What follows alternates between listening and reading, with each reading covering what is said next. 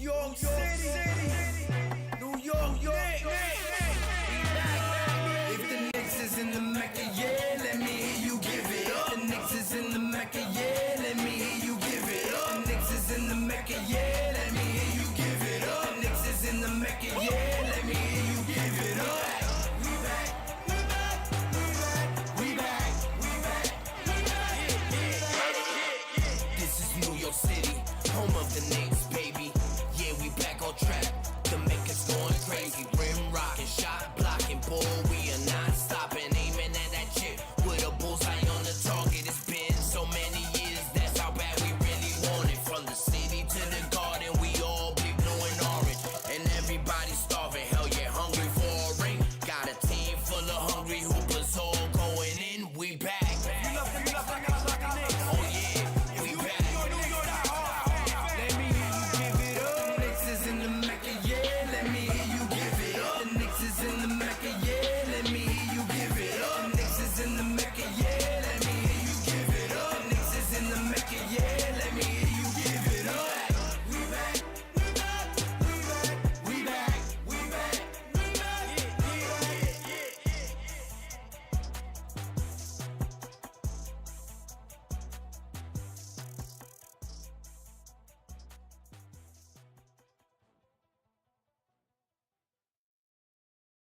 New York City, New York,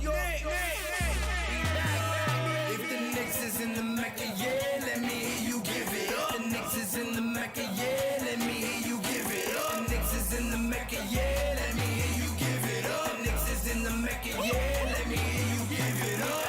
We back, we back, we back, we back, we back, we back. This is New York City, home of the Knicks, baby. Yeah, we back on track. The Mecca's going crazy. Rim rocking, shot blocking, ball. We are not stopping, aiming at that chip with a bullseye on the target. It's been so many years, that's how bad we really want it. From the city to the garden, we all be blue and orange, and everybody starving. Hell yeah, hungry for a ring. Got a team full of hungry hoopers, all going in. We back. Oh yeah, we back. Let me hear you give it up. The Knicks is in the Mecca, yeah. Let me hear you give it up. The Knicks is in the Mecca, yeah. Let me hear you give it up. The Knicks is in the Mecca, yeah. Let me hear you give it up. The Knicks is in the Mecca, yeah. Let me hear you give it up. We back, we back, we back, we back, we back, we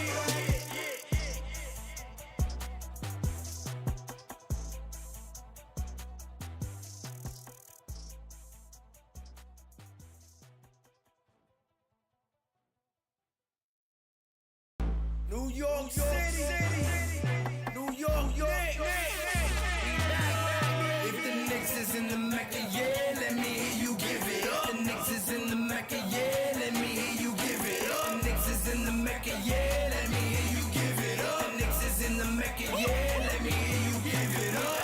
We back, we back, we back, we back, we back, we back. This is New York City, home of the Knicks, baby. Yeah, we back on track. The Mecca's going crazy. Rim rocking, shot blocking, ball. We are not stopping, aiming at that chip with a bullseye on the target. It's been so many years, that's how bad we really want it. From the city to the garden, we all be blue and orange, and everybody starving. Hell yeah, hungry for a ring. Got a team full of hungry hoopers, all going in. We back. Forms and Films in the building. My God, what's good? And I salute the new Knicks. Let's get it. Shout out to the new Knicks. The new Knicks, salute my guy. The New Knicks, the organic podcast. Sounds like it's about to go down in here. Going down. New York City, NYC, Borough.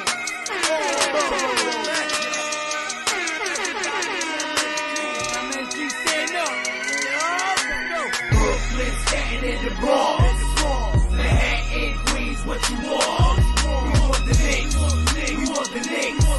We want the Knicks. We want the Knicks. Brooklyn, Staten in the Bronx. Manhattan, Queens, what you want? We want the Knicks. We want the Knicks. This is for the win. We want the Knicks.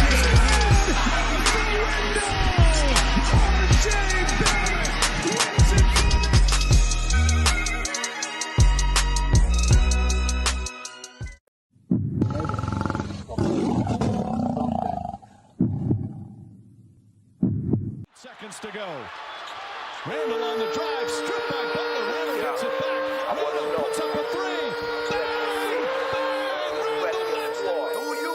And you got some hungry hoopers that's ready to go hard. Are they hungry?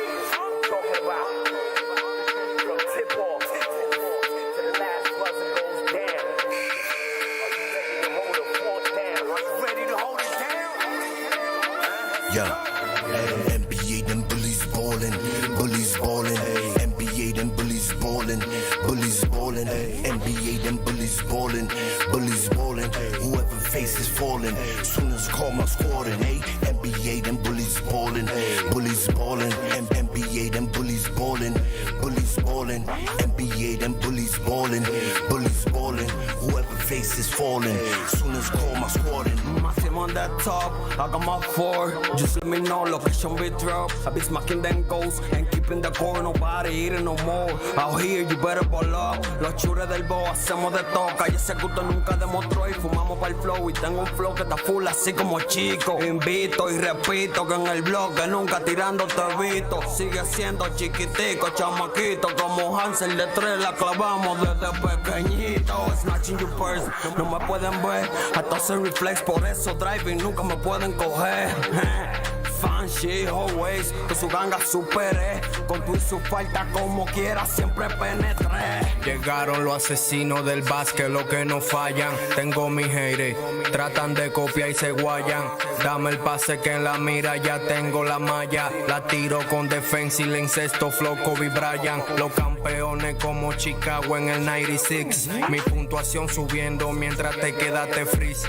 Aquí tú no da talla, no te pases de la raya. Somos 5 y de la línea de 3 se te ametralla. En el primer cuarto y no aguanta, aquí no se pierde, se gana o se empata. Vale punto con todo y la falta, pa' la cima la torre más alta. Ey, guerrero como Esparta, 5 segundos me falta pa' acabar tu carrera y vivir como Jordan vendiendo su marca. NBA, them bullies ballin', bullies ballin'. NBA, them bullies ballin', bullies ballin'. NBA, them bullies ballin', bullies ballin'. Whoever face is fallin', soon as call my squadin'. Hey, NBA, them bullies ballin', bullies ballin'. NBA, them bullies ballin', bullies ballin'. NBA, them bullies ballin', bullies ballin'. Whoever face is fallin', soon as call my squadin'. Este es el trío fight.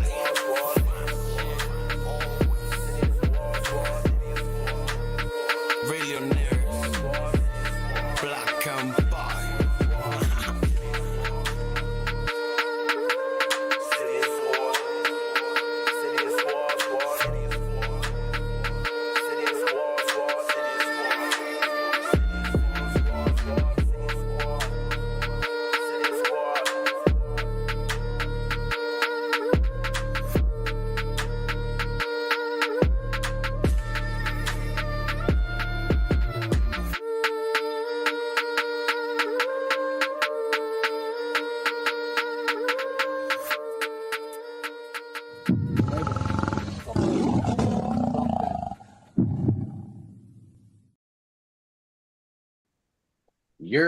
Que lo que, mi gente, you know what it is, Organic Fanatics. We back at it again. Saucy Sunday, getting litty with it, getting quick witty with it. And we got 4-0 since OG's been with it. So you know what that means? That means them bullies is balling. That's all the new video live. Check it out, like, subscribe, give your comments on it. Shout out to the new Knicks and the new video.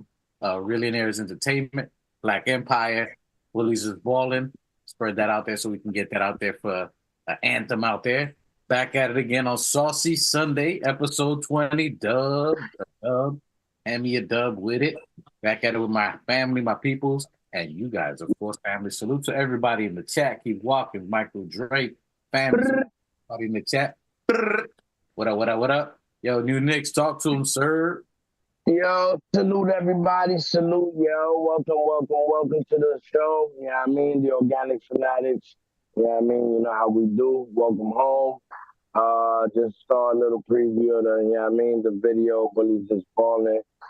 Wanna shout out my squad, Black Empire, my record label, Millionaires Entertainment. You know what I mean? Y'all got that thing going out there. See if we get that thing to the All-Star. Salute to the chat. Salute to Two Shots. Salute to Mike the Specialist. Let's get this shit popping, you heard?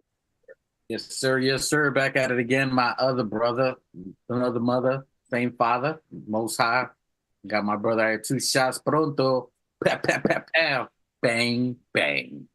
Bang, bang. What's up to the panel? What's up to the chat? What's up to Replay Gang? I'm excited. It's been the start of the new year's. It started right. So I'm ready to get it popping. Sir, yes, sir. And Keith Watkins, the label is Billionaires Entertainment. Billionaires, like millionaires and billionaires, but real, Billionaires Entertainment. The squad. And we back at again, episode 20. So we Liddy here. What's good to everybody? All right, we're gonna get back at it. So the squad is doing their thing. We're gonna analyze a little bit of everything. You are what? Everything. So we're gonna look at all of that. The team has been balling. We made the swap. We swapped out RJ and IQ, broke our hearts. It was a move we had to make. Shout out to the front office to make this kind of move.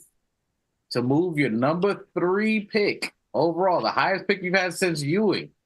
To take the cojones, as we say in the country, and then to also a 6-man runner-up last year, who more than likely would have been a 6-man this year, to take the foresight to say, you know what, I'm going to make this move, and to look at the stats, because if you haven't learned anything about the front office, they are a numbers front office. They're very analytical. So if you think they're going to make moves and trades and players, and we should get so and so. They look at numbers. They mathematicians out here. They look at positive, negative, and how they're bringing them over. So the move worked up. And again, just like we did with Obi, we put these players in a great situation for them. Not only was it good for us, we do good by our players. And this is big. This ain't talk about, people aren't bringing it up, but this is something to talk about. My bad to interrupt you. It looks good for the franchise. Yeah, I mean, to know that we take care of ours. Yeah, facts. I mean, you're looking at, so we've traded our players to 2 people in our division, in our conference, in the East, which isn't something that you normally do. You normally send them as far away as possible so these players don't affect you. Good, bad, or indifferent. Obi's in probably the best situation. We can say what's going to happen to him later, but we put him in a place where he could excel. And then we made a trade to our other players to where they're going to be in the best place, the best possible place you could have traded for RJ Barrett. To a place where his own country, where he's from, he's known. The only other place he would have get love like how he's getting in New York. You sent him to Toronto, and you sent IQ. You gave IQ his wishes. We didn't give you the bread that you wanted, but we put you in a situation where here's what you wanted. Here's your dream. You want to be a starter. Here's a team that will put you in that situation. And we send you with one of your best friends, one of your people that you've been with since you came in the game. And gave you your own country to cheer for you. Country. Yeah, I mean, our own country. Yeah, y'all don't got a city to support you. You got a country.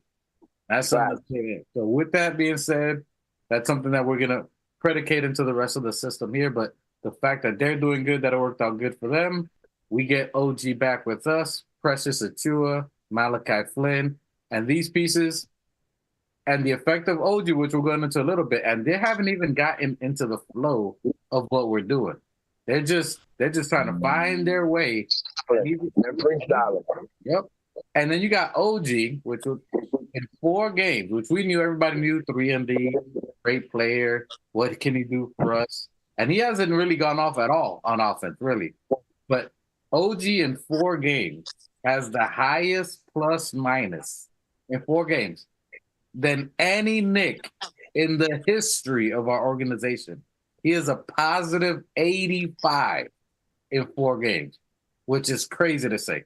Positive 85 in 4 games. Highest Nick ever in 4 games. I mean, that's some impact. Tell me what you guys think on how you think OB and the trade went for you guys and what you see from RJ. You guys go. Give me 1 second.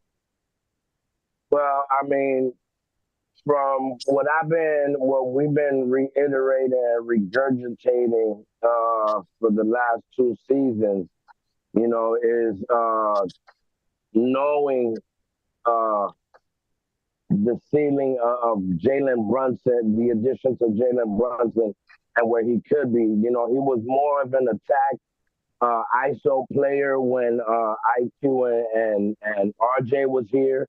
He had to be that attack, you know, that attack dog, you know, going head in first. But here with OG and the new addition, you know, and the tweaking of the roster, you know what I mean, and putting things in place.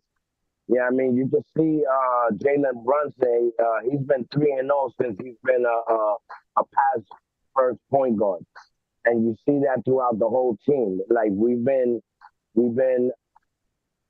playing like a team these last 3 games. It is not JB, Randall, then the next man, then the next man. It's everybody doing their job to the highest point. I mean, not even the highest, because we haven't even, like the title says, yeah, I mean, we haven't even seen the best yet.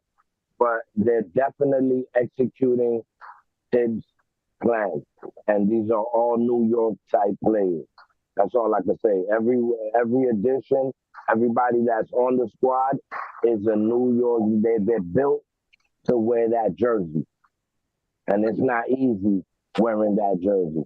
Yeah. So salute to OG, salute to the Precious, salute to even, I mean the whole squad, man. Everybody, all the starters, the bench players are playing. How they play, like I can't. You know what I mean? I'll be here all day. And you Knicks, I think Keith Watkins was asking you to put the label name in the chat. Put it in the chat. I definitely will. Salute to everybody. Show love in the chat on the video. I greatly appreciate it. Yeah, I mean, yeah, I'm definitely gonna do that right now. Y'all check us out, and we trying to bring something different to the NBA. Yeah, I mean, get more of a Latin fan base. Trying to move with the futuristic moves. Yeah, I mean, trying to stay 10 steps ahead. Yeah, I mean, and my squad is the illest. It's an all Dominican movement coming from Miami. Yeah, I mean, and we the hardest coming. Pause. All right, pause on that. Go ahead and hit the chat. And 2 shots, tell me, before we get into it, whatever you want to do. If you got some chambers loaded, whatever your thoughts are, let us know your thoughts on so far the trade. Do you think we could have done better? What are your thoughts overall on the trade and the impact of the players on both sides? Yeah, man. No, I don't got no ammunition today. I'm coming in peace. Unless I get rattled and you push me to a corner, then I gotta start laying it off. You know what I mean? But yeah, I'm coming in peace. Like the Star Wars, you know what I'm saying? Like the Star Wars joint, however you do that, you know, feel me? Yeah, man. I like the team. Obviously, the team is gonna improve when you bring Tibbs type of player, you know, like the prototypical 3-and-D player that we needed. He's fitting like a glove. I mean, again, we needed shooting. He brings it. We needed defense. It looks like he can guard 1 through 5, which is phenomenal. I mean, I did not expect that. So shout out to OG. Keep doing your thing, boy. Yeah, I mean, since the trade, we've had like I don't think we've given them more than like 110 points. And I wanted to remind you that I still got a cold take that you guys was, you know what I mean? Y'all was a little cold on it, but I'm hoping that y'all start to warm up to it. You feel me? Because it's paying dividends. So let's see what happens. Okay, what was that thing? Because you got, I mean. Oh yeah, so last time I was here, I told you guys like, because Mitch is out obviously with an injury, and I told you that the best ability is availability, like you guys like to say. Mm-hmm. And I told y'all that watch out, Hartenstein might grab the bull by the horns and won't let go. And you know, I told y'all if that happens, maybe we should look into start trading Mitch. Maybe we could use him in a package to bring in that all-star piece. You know what I'm saying? So I don't know. Like I told you, it's a cold take because there's only a small sample size right now of him being the starter. But I told you I like the way the offense flows because he comes out to the 3-point line, it spaces the whole paint, and then you got bully ball Randall attacking like a pit bull. You got OG cutting, you got Devo cutting, you got Josh Hart. They all just like crashing the boards. It's beautiful to see. And that also plays a role in your boy Brunson, how he went from 6 to 7 assists to now 10, 11, 12. You get what I'm saying? So the offense flows better through Hartenstein. This is all I said, you know what I'm saying? Just to keep an eye out. Hey, hold on, Knicks. Hold on. Hey. Yo, hey, 2 shots. That take is so cool. Mikey, hold up. Wait. Hey, Mikey, play that clip. It's niggas like you. I promise you, it's niggas like you. Go. Yo, that take you gave, 2 shots, just made my brother the new Knicks frozen. Look at him. He got a scully on. He got Hey, I got my sauce to keep me warm. You feel me? Because it's Saucy Sundays. Hey, you need to take another sip to warm you up because that take was freezing. But we'll keep an eye on it. Put it in the back burner for now. Put it in the back burner. You know what I mean? It's just I just planted the seed. Let's see if it grows. You put in that file cabinet for later. You're gonna. You know I like to pull receipts now. You know that. Hey, go ahead, new Knicks. Go ahead, say what you was gonna say. Bro, y'all niggas in these trades, y'all don't let niggas live. Bro, you don't understand that being a New Yorker comes with that loyalty package. You feel what I'm saying? I see a lot of people out here, like, listen, the players that we mentioned, IQ and RJ are gone, you know what I mean? And they not, to me, I mean, a lot of people are now seeing them as the ops. They not the ops, bro. They came from us. You feel what I'm saying? That's family. A lot of people are like, oh, they the ops now, and like, bro, we're not gonna sit here on this show and talk about trading Mitch, bro. That's not loyalty, my nigga. Like, if it wasn't for Mitch, we wouldn't be in the position that we in right now. Not none of the time. Not none of the in the last 2-3 years, bro. We wouldn't be where we at without Mitch. Because Mitch was covering a lot of people's fucking bullshit. You feel what I'm saying? Niggas slacking off on the rotation and all that extra shit. What you laughing at, bro? Like, what's going on the chat? Hey, I just find it funny, man. Y'all be getting super emotional, bro. Listen. Hold on. Y'all talking about loyalty, blah blah blah. Okay, I get it. He's my guy too. I like Mitch, but it's only been like 1 season he played 60 plus games. You sure about that? It's only been 1 season he played 60 plus games. Oh, yeah. And then you're talking about, Hey, Mikey, throw my clip on, Mikey. Bro, as long as I don't curse, and as long as I don't threaten nobody, I can say what I can say, right? Right? Okay. Listen, I'm tired of niggas like you, bro. Hey, listen, y'all want to fucking throw Mitch on the fucking chopping block. We don't do that here, bro. No, he's still in the cast. He ain't even healed yet. You already traded him. Damn, boy. Listen. Hold on. Let me say this real quick. Listen, Linda. You listen, Linda. No, we're not doing it. Listen, hold on. Let me just say. Let her finish. Go ahead. Let me just say real quick. After fan base like him, so good dale. I mean, because real recognize real, baby. Real recognize real. Anyways, hold on. Let me just say this. You feel me? When you on the block, right? When you on the block. Hold on. Let me just say this. You on the block, right? You posted up in the corner. You feel me? You see your boy coming down the block. You know what I'm saying? But the block is hot. You feel me? So you're gonna tell your boy like, yo, feel me? Like, it ain't the time right now. You feel me? So that's what I'm saying. Just relax. I'm just planting the seed. You know what I'm saying? I'm just saying, watch the games. Look at the defense. Look at the offense. See if there's a huge drop off in the defense, then I would understand. If it wasn't beneficial to us, if the offense is flowing that much better, and we're still doing good on defense, I'm just saying, yo, skill. Feel me? Like, watch out. You know what I'm saying? Just five all around the corner. You feel me? That's right. All right, check this out. Let's go to that seed that you planted. You planted seeds on the beach in sand. There's no soil in the sand. That's just getting washed up. You heard? That seed is washed up with the rest of the fucking current. You feel what I'm saying? So that shit ain't even flying. Bro, Mitch is not going nowhere. He was handpicked by Tom Thibodeau, Grimes, Dukes, Hart. These are Jalen Brunson, Julius Randle.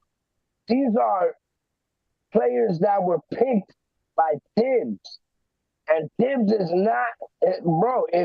If he's stuck with Randle through all the bullshit when everybody wanted to fucking get rid of him, he's still with him. You think he ain't sticking with Mitch? You crazy, bro. That ain't what, listen, when Mitch get better, listen, the last time Mitch got injured, he came back brolic. You know what I mean? And then he learned how to adjust to play with his size. What you think he gonna do? Bro, he don't stop working. Bro, bro, we paid him $60 million. Where's his magic upgrade? You gonna trade his $60 million to a $200 player? Hey man, I done already told you where my sights are set. I done already said it. I don't have to say it again. MB, yeah, you want MB. You want to take bro. Listen. You give up a center. You're gonna want a center in return, right? How you turn 60 million to 200 million? Explain to me how you turn 60. Hey, listen. Didn't you say? Hold up. Didn't you say you wanted Hartenstein to start, right? Because of his offensive prowess, his hustle, and this and that. Bro, when you get the nigga that you want, that injury nigga, Joel Embiid, that just had an ankle, when we just balled out on them niggas, he was grabbing his ankle, his knee, his balls, his hips. What the fuck wasn't he grabbing? You're gonna trade that shit for fucking Hartenstein and Mitch? Are you crazy? They both produce better plus ratio than fucking Embiid, nigga. You crazy, bro? We just busted them, and you one of them type of fans that want to trade for niggas that we just busted up, nigga. We busted niggas, B. Yeah.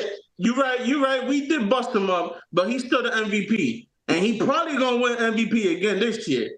You telling me you won't? You telling me you don't want an MVP kind of player? He played everybody in the league. Now I'm gonna say it to you. Hold up. You sure about that? You sure about that? Hey, my guy, when we blow niggas out almost by 40 fucking points, and let me tell you that if Julius Randle and OG would have hit a fraction of what they hit, we would have hit 100 mark at the fucking half, nigga.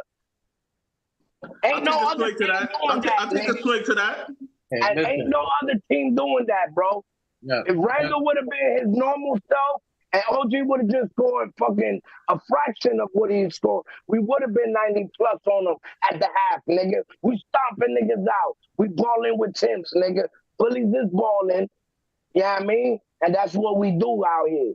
Segue from that, right? Hey, listen. Hey, so I'll tell you what. 2 shots, I give you love. You get. Hey, you give your opinion, and hey, there's a lot of people. And I don't mean, when I mean a lot, there's a percentage of Knick Nation that thinks exactly like you. So I can appreciate your sentiment. But we love your sentiment that you express yourself, that a lot of Knicks Nation has. So I can see it. I can see what you're saying. I definitely don't agree with it, but I can understand.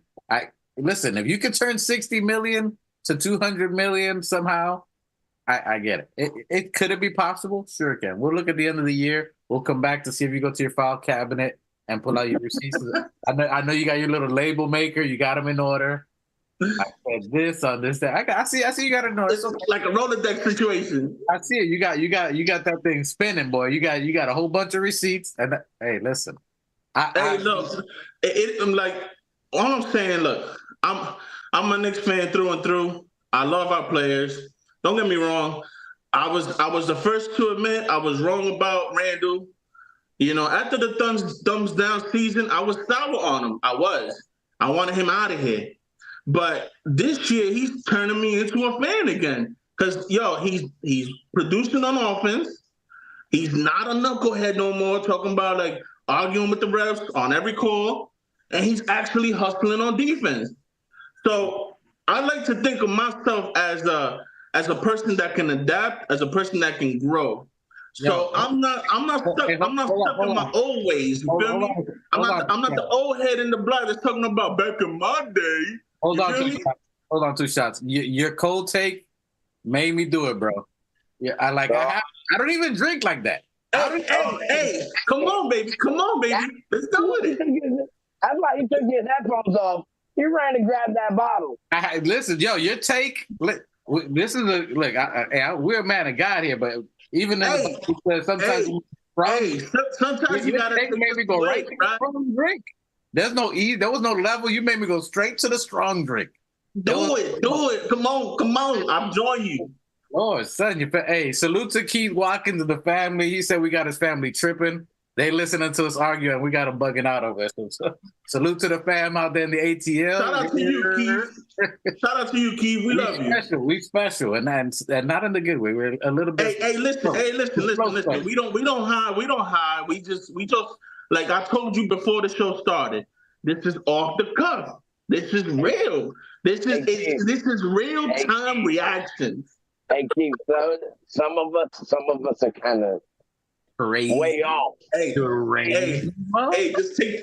Can we do a little cheers real quick? All at once. There you go. Salute. Hey, to everybody in the chat. It's to y'all. Hey, everybody in the chat and watch Replay Gang. Salute. Salute to Replay Gang too.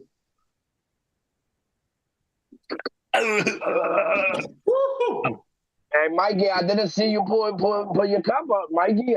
Just because they can't see, don't mean we can't see you, but we can see you there. We know so. Hey, we was litty yesterday at Mike's, so I'll give him that. Mikey, don't fake it over there. Yo, man, we gotta do a watch party or something one of these days. Gotta get together at somebody's house. If y'all want to watch a party, let us know. Hey, but we be streaming, so we might be delayed. Somebody might be will be like 30-second delay cheering after you guys cheered. Anyway, all that to say, I appreciate the take, but Ross said it today, and I think that may be the sentiment. You are correct as far as the iHeart, that he's probably going to take the starting gig. If he continues, if we get on a good win streak. Hold on. Ross said that? Yeah. He said it today. Ross on my side? I don't know about your side. Not the whole thing. You just said he said that Hartenstein might take over the starting spot. He did. He said it today. Rahi, salute to Rahi Buremna. If you guys watching, go check out the man. He's our brother. That's our other sangre. He's on point. Hey, listen, I give it to Raw. If Raw said I'm in shock right now, boy. I actually got a take with Raw that we agree on. Listen, Raw said today, and I understand the sentence today, like at 2 hours ago, probably. And I agree that if Hartenstein, if we make a run, if we make a big run with him, a winning streak, which again I agree, which that's his job right now. He's a starter. He's the dude. If we make a run with him, it could be that maybe next year, depending, Mitch could go to the bench. And that would again. Listen, hold on. Before we go anywhere, before splitting, this is a family. Knicks Nation is a family. The Knicks team is a unit. We a squad. We don't. It doesn't matter who starts, who finishes. They support each other. Now it doesn't matter?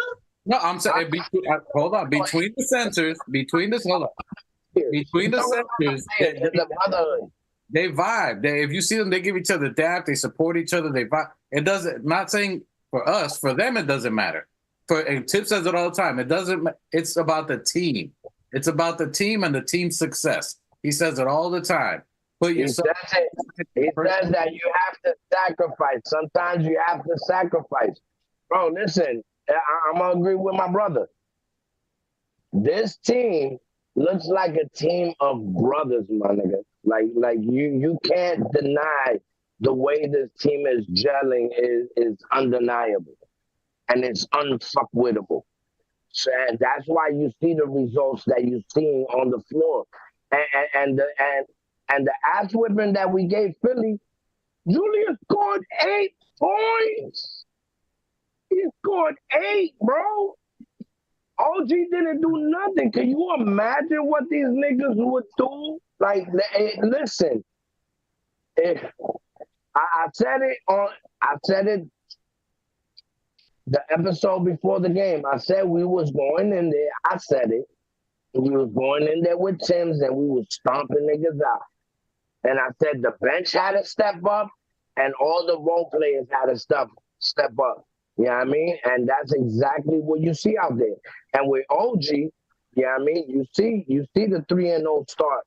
You see Jalen Brunson turning into a pass first point guard.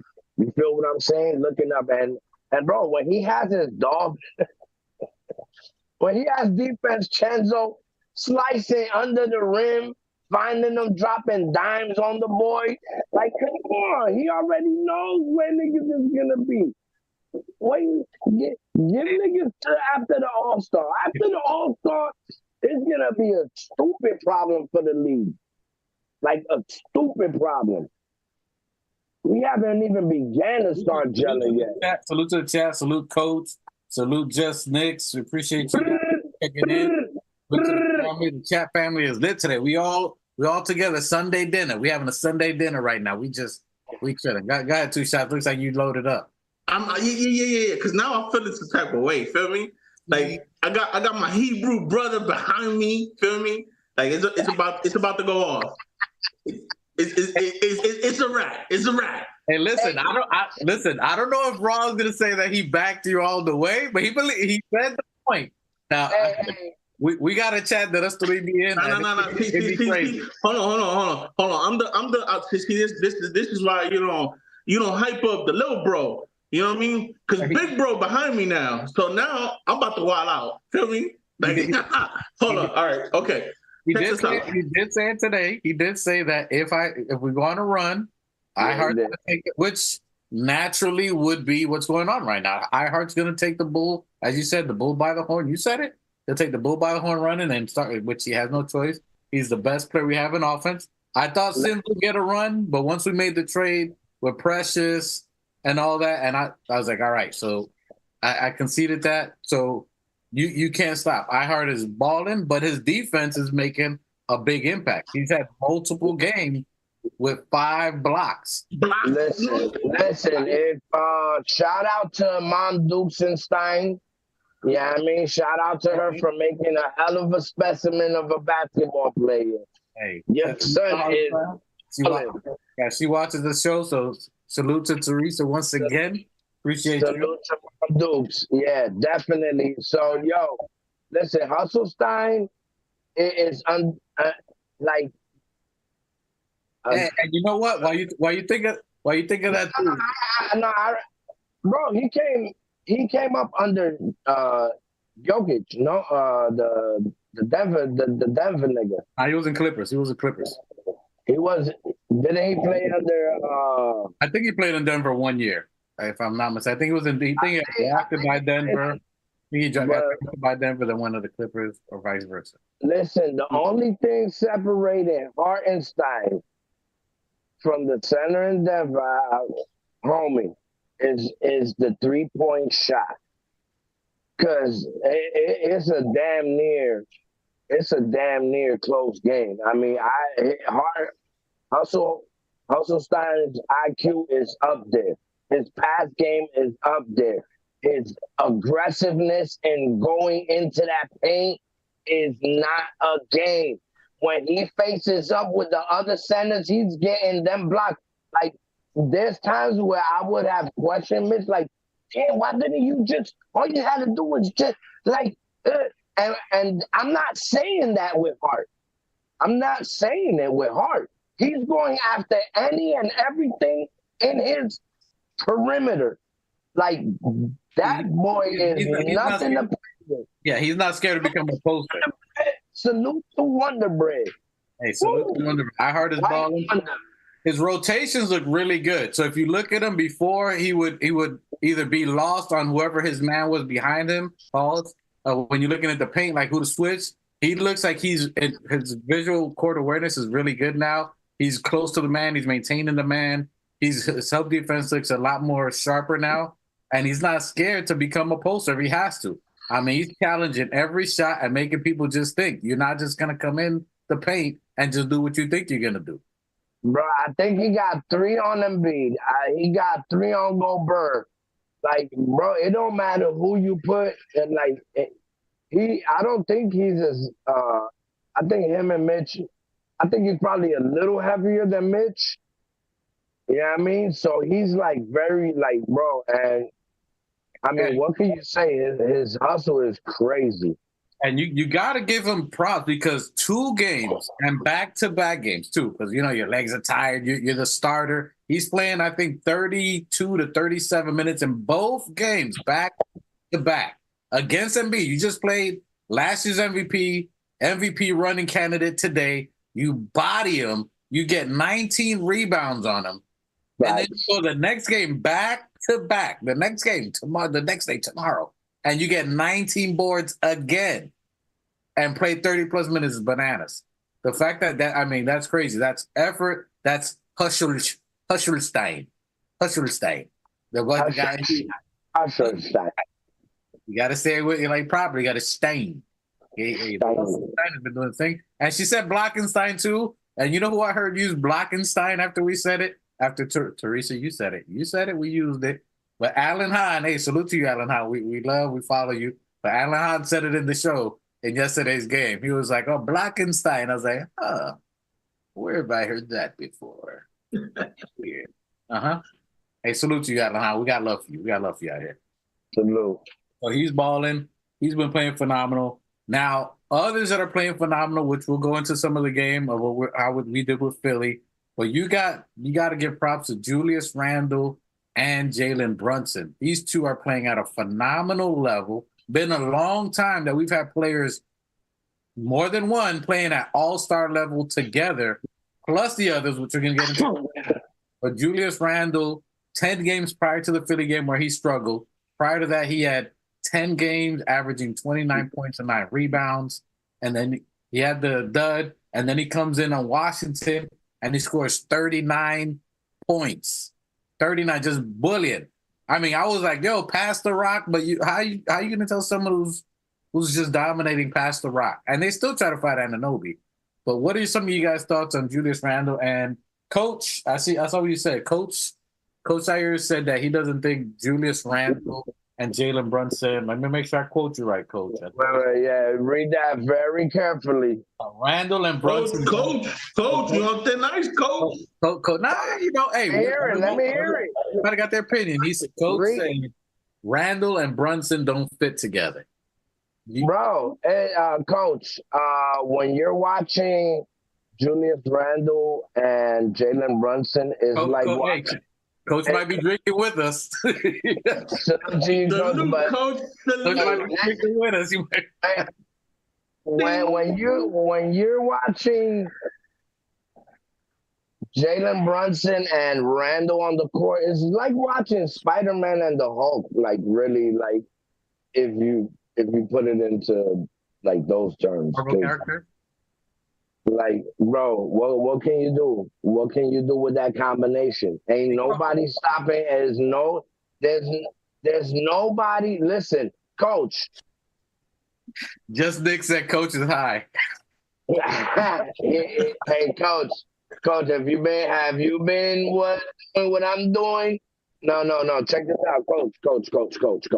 Calm down, Coach. Michael Drake stays on that. Ooh wee. Hey, Coach. Shout out to you, Coach. We love you. We appreciate you.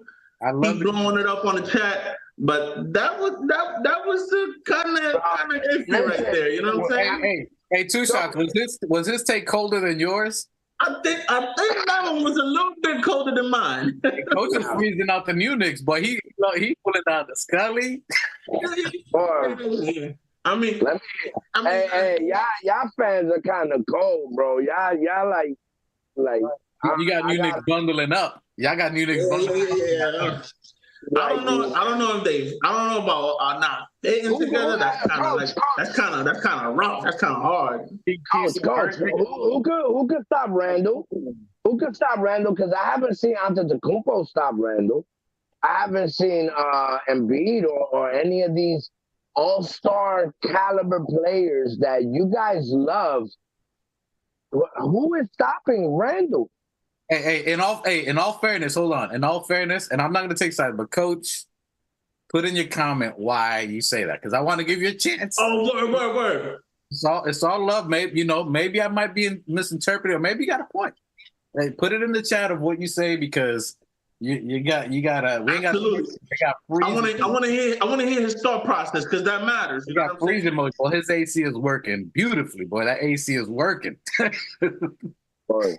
That is cold. Hey, listen, they're both, I think, close to 6 games together, scoring 30 points apiece. Both of them at the same time, which is crazy. I don't know. I can't remember a time that we've had 2 or more players in the Knicks organization scoring 30 together, more than 2 games. We're talking about almost 6 games, 2 of them at all-star level. Then you got a possible defensive player of the year who got injured. So you have 2 possible all-stars, a defensive player of the year prior to an injury. Then you got the dude that's stepping in for the possible defensive player of the year, Usherstein, who comes in and just blows away. No. But let's just stick to Jalen Brunson and Randall. Hey, you're talking about a point guard. I was trying to save Coach. Hey, you're talking about a point guard that just hit 14 assists, 30-plus points, and then he had another game with 13 assists, and then this last game, I think he had about like 10-plus assists. Like, what are we talking? And this is only a 3-game sample of help that Jalen Brunson needed. Jalen Brunson was taking charges that nobody, Coach, you haven't seen nobody in the NBA take charges like Jalen Brunson in the last 30 years. Stop playing, Coach. And then you talk about Julius Randle or Silverback. Who's really going to guard that? He had one off night in 8 points, and even that had an effect on the game. Could we stop playing? What are we talking about? Can I get the numbers, the true shooting percentage on Randall and Brunson last game? No. Hold on. We going there. We going there. Wait. Hey, I'm going to pull up the chat, right? Because Kendrick Perkins, let me tell you, Kendrick Perkins put up... Hey, take it easy on Big Perk. He been on our side. No. I'm saying Big Perk put up his top 5 duos of the NBA. And here we go. It's called Big Perk's Big List, right? This is coming from an NBA player, an NBA analyst that is at the top of what he does. At number 1, he has Jamal Murray and Nikolai Jokic, right? At number 1. At number 2, he has Tyrese Maxey and Joel Embiid. At number 3, he has Jason Tatum and Jaylen Brown. At 4, he has Antetokounmpo and Damian Lillard. And number 5 is Julius Randle and Jalen Brunson. And I think Julius, our combo is balling out better than Giannis and better than Jason Tatum. And so we should be at number 3 right after. Oh, breaking news. Go ahead. Breaking news.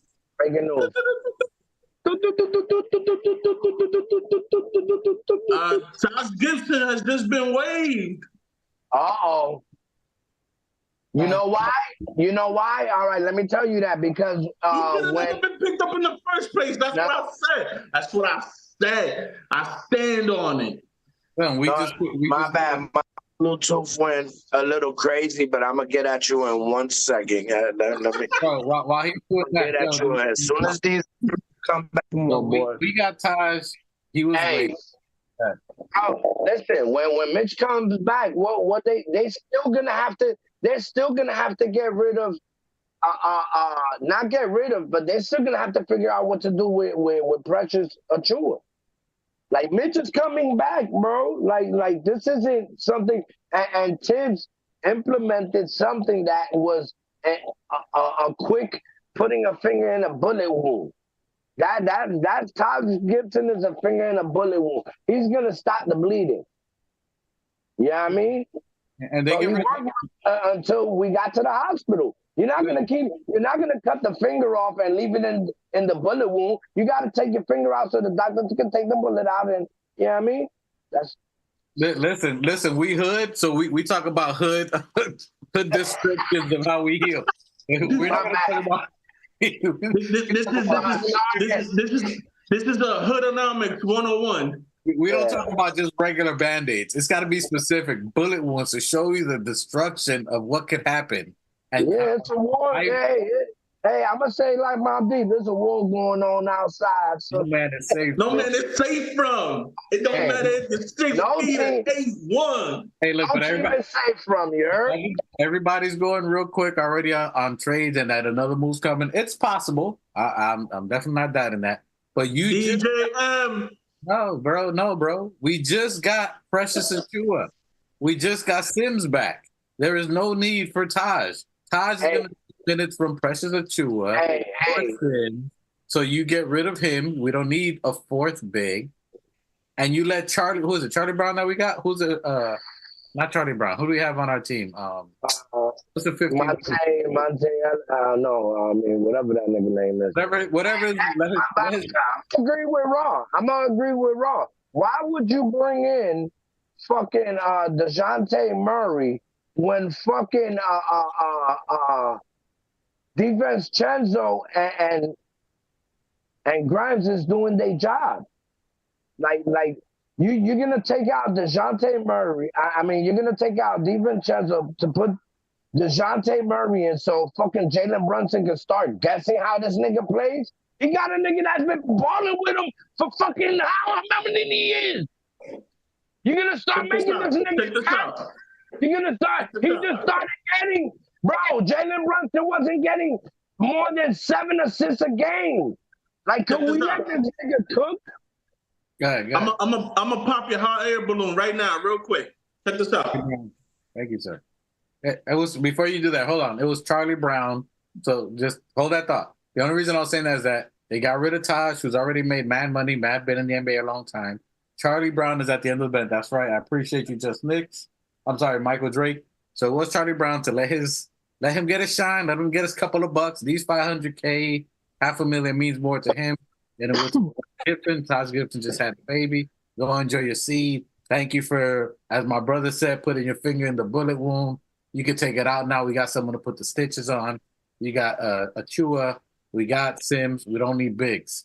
We got size, by the way. We got size and someone that can spread the floor, which is i.e. Achua. So you can't have Taj take his minutes away. That boy got a sniper gang on him, bro. That boy got a rifle. Go ahead, 2 shots. We'll come back to that. All right. To be real with you, I forgot what I was going to say, so let's just go on to the next take. My bad. So we were talking about, anyway, my bad, brother. I just wanted to say. No. It's all good.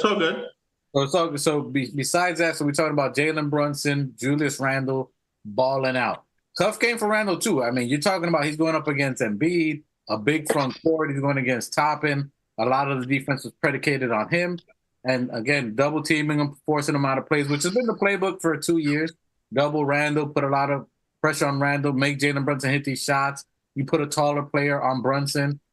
So they had taller players on Brunson. I forgot who was guarding him in the Philly game. But they had some height on him. They were trying to put taller players.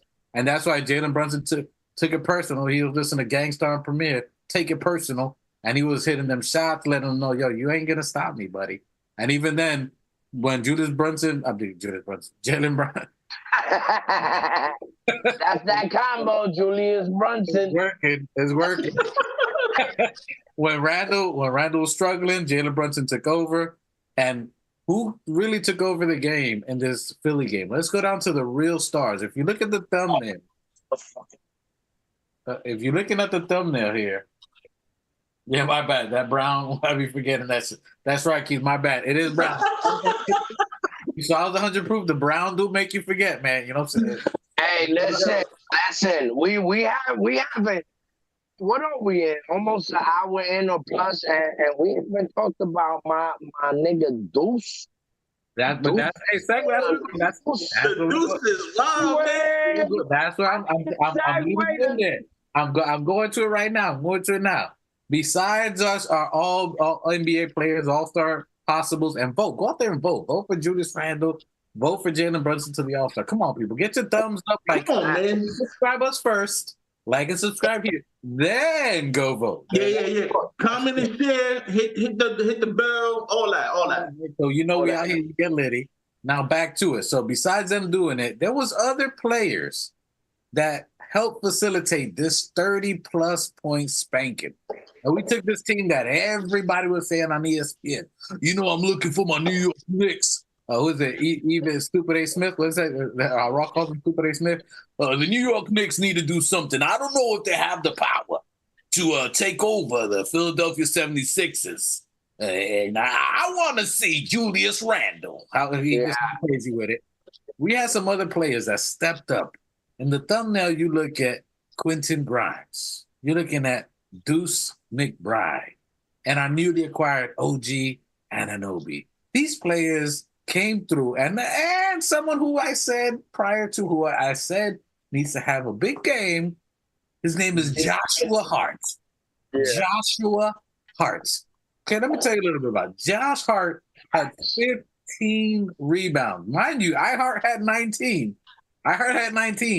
Josh Hart had 15 rebounds, 6 assists. Okay? My boy was cooking. He said, give me that. As my brother says, snatching the purses. Snatching purses. Just he was on his Chris Brown shit. Give me that. I had 15 rebounds, 6 assists. Deuce had 4 for 4 in the first quarter of 3-pointers.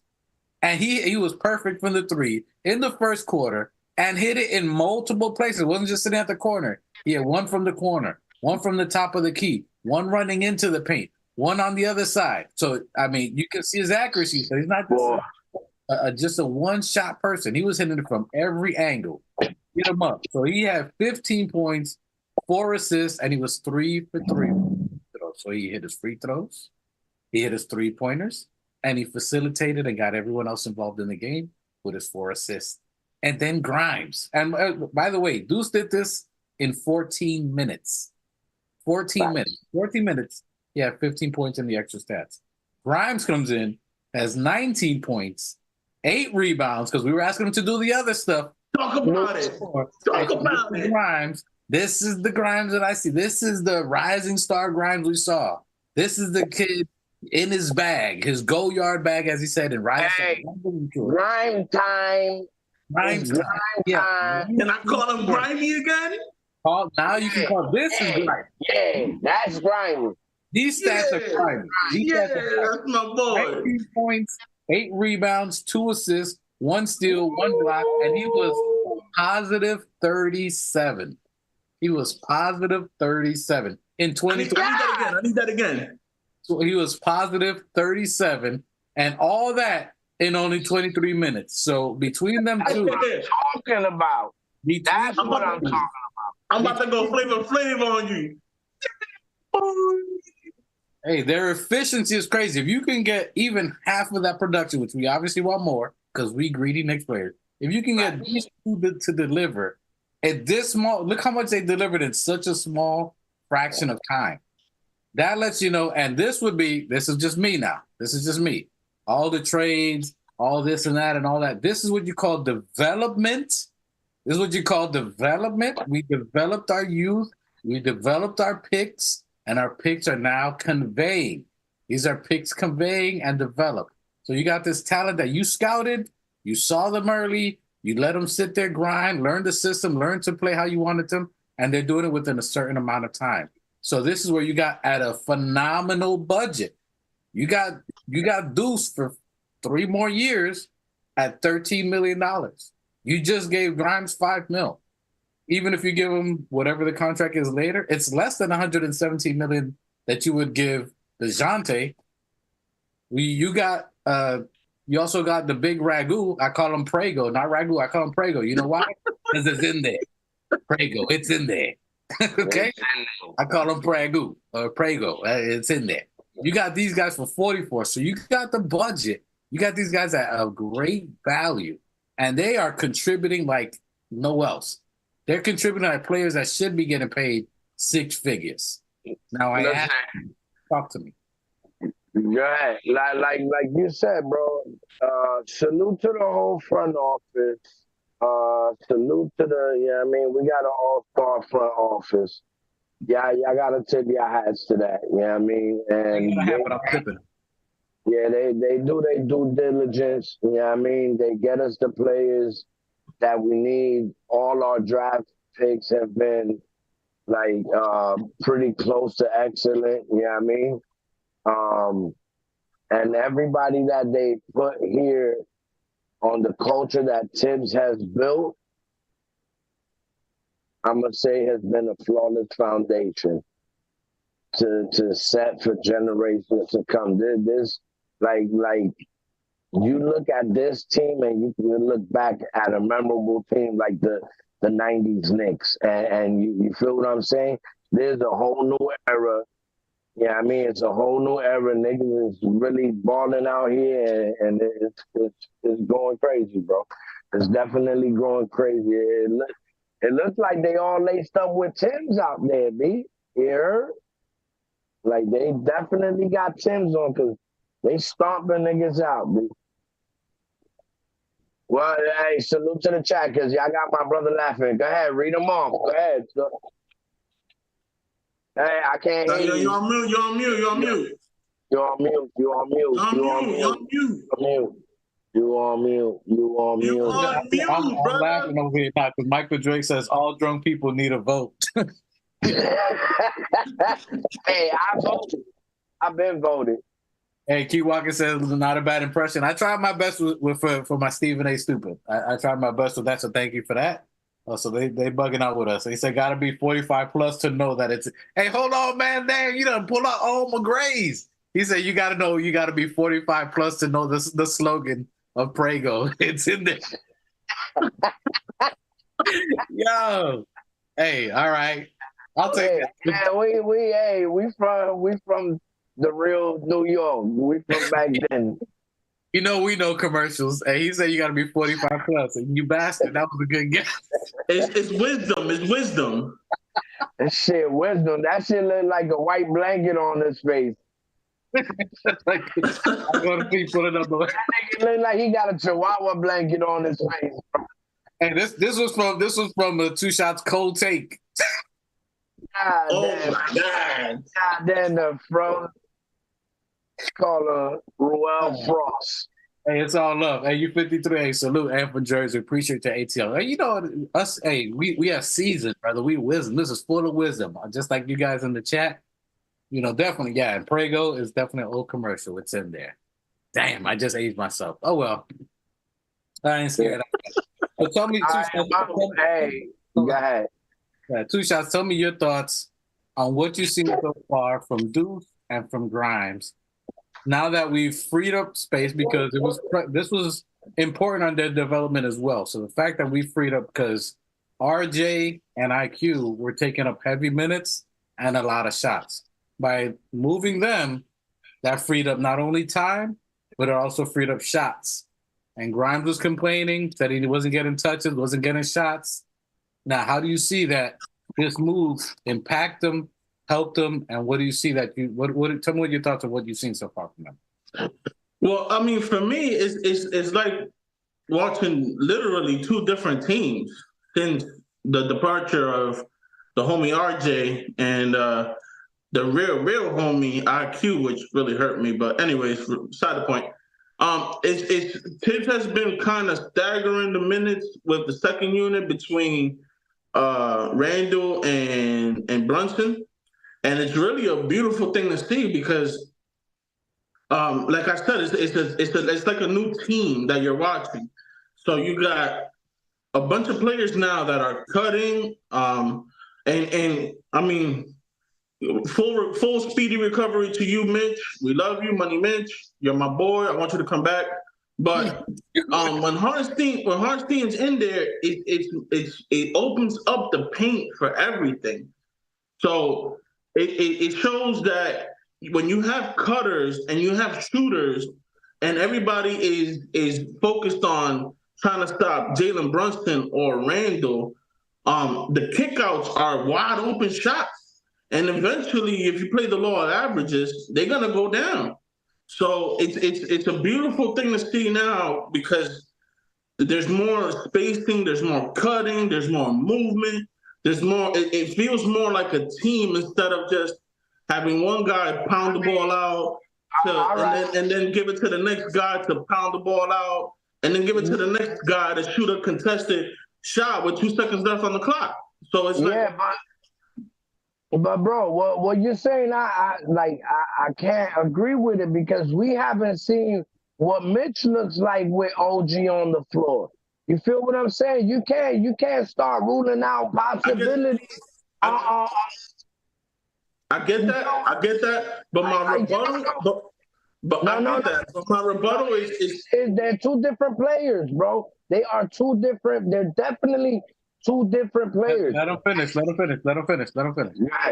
I get that, and I appreciate what he's saying, but my rebuttal is basically what I'm trying to say. Mitch clogs the paint because he has no offensive bag. You can't drag him out to the three-point line, to the top of the key. Bro, Hartenstein don't stretch out and shoot threes. How many threes I you never see said that. I never said that. Yeah, you did. Yeah, you did. You just said it's a difference with a three that can stretch out and shoot a three. Hartenstein hasn't shot no threes this year. None. He shot as many threes as Mitch did. What are we talking about? Come on. Hartenstein ain't shit. He got a higher IQ. He play more offensively, but it's not like he got a post game. Like he got an inside game. But bro, like we haven't even seen Jalen Brunson and Mitch be a lob threat with the pick and roll, which is something me and my brother been talking about since season 1. You don't know how that changes the aspect with OG on the court. You feel what I'm saying? You're telling me that Mitch can't score 18 points on a pick and roll if they go to that threat the first 20 plays of the fucking game? Are you kidding me? Come on, bro. Like Mitch just hasn't gotten that green light. But even Tibbs has said, listen, Mitch does have an offensive game. Tibbs said that. He does have an offensive game, but that's not what the focus is right now. When it comes time to it, it'll be time to it. But I'm pretty sure Mitch can play just as much. His IQ isn't as sharp, and his passing isn't as sharp as Hart. You know what I mean? Like they're different, but bro, you're not gonna negate the fact that every fucking team when Mitch is there, they're gonna think about it 48 times to drive into that paint when Mitch is in there before they see now you see that Hart is just as much as a threat. But come on, if Mitch didn't get injured, he was going for Defensive Player of the Year. And this is something that every podcast has been regurgitating. And if you can't eliminate that, bro. Listen, if you know Tibbs and the team, every time a season's over, what does he say during summertime? It's a new season. It's brand new. Nobody starting position. Nobody's in. So it's how you play and what the team builds that's going to be the best for the team for that year. So it's up for everybody to work their way to get this. For now, Hart's going to start as a starter. And as to my brother was saying, the new Knicks, Mitch, like right now, you got Dante DiVincenzo, you got OG Anunoby that are spreading the floor, which is making Randall doing the flexing because nobody's doing it. And that's a fact. When Mitch before Mitch went down, we still had RJ and IQ, bro. Like the DiVincenzo was just sprouting out of his shooting. You feel what I'm saying? Like now you have to that's why I said in the last episode, bro, you cannot double team Jalen Brunson. You cannot double team Julius Randle when you got OG on the court, when you got a threat in OG on the court, you got a threat in DiVincenzo that'll shoot your fucking eyeballs out and make it rain on your head. Like you gotta fucking respect the threat. And that's what the ops have to do when they face us. You see what it is. And listen, and this Philly defended their home stomping grounds, 14-3 until they meet us. Stop playing. That brown liquor kicking in. And it's gonna take time. Listen, this year is a whole different thing. Mitch is gone for the year. We gotta stop predicting future shit all the time. Let's take what we got right now. Right now, iHeart is got the finger in the wound. He's covering whatever he got to cover. He's going to be the starter more than likely for the remainder of the year. He's flowing with the offense. It's working good. Normally he had the chance, and if Jericho Sims would have played better, great. But now you can't deny iHeart's defense. You can't deny iHeart's impact in the game. Bro, I'm not. Listen, I'm not saying. I'm not going against it. Listen, I know iHeart could start, and I know iHeart shit. I would like him for Tibbs to put him in as a starter for the next 2 seasons. I don't see a problem with it. I love Wonder Bread. You feel what I'm saying? And Mitch is comfortable the same way iHeart said, yo, I'm covering for my brother. This is his shit. You feel what I'm saying? iHeart said that. He said, listen, I'm just covering for him. This is Mitch's spot. I just got his back because that's my bro, and I got his back. And as soon as he come back, it's the same thing. If he wins that spot, you think Mitch is gonna be sour? Mitch is gonna be like, yo, I got my brothers back on the bench. You feel what I'm saying? Because he's balling out for us. You feel it ain't gonna be no sour shit. Yep. And just so let's put one thing clear. I'm gonna put this out there. Let's put one thing clear. I'm gonna put respect on Mitch's name because guess what? With Mitch, we got 2 playoff runs. With Mitch, we made it to the second round. With Mitch, he single-handedly disembodied the Cleveland Cavaliers last year. So all I'm looking at is for this year, what we got right now. I'm not worried about trades. I'm not worried about moving. I'm not worried. If iHeart earns it, he earns it. If Mitch takes time to heal and he comes off the bench, I'm not opposed to that. Mitch even coming off the bench is a monster. Can you imagine Mitch, Josh Hart, and then you got Precious Achiuwa, and then you got Grimes and Deuce? Nigga, no one's ever going to score from the bench. Who's going to score from any bench team with Mitch, Deuce, Grimes, Josh Hart, and Precious Achiuwa? Nobody. So, bro, even yeah, my bad. His contract is phenomenal. I don't think he's going to go. You can't replace the value of Mitch for his money he's making. You just can't. You got someone who is leading in rebounds, number 1 in rebounder, one of the top in positive negatives in defense, one of the top blockers in the NBA for $60 million. Anyone close to that is in the hundreds to 2. You're talking about high numbers. You're not going to be able to replace that value. And that's what I was trying to say when you were saying 2 shots as to Embiid. I like Embiid. I think Embiid is a phenomenal talent, but it's hard. I mean, even drug dealers know it's hard to flip 60 to 200. It takes a second for you to try to flip that into 200 mil. And if you do that, you got to lose other players. And look. Right. Yeah, go ahead, my bad. I'm saying, I mean, if you got that and you got iHeart, and let's say you give iHeart's going to get paid. We know he wants to be a Knick. He's probably going to be in the 60s. I think somewhere equivalent to Mitch.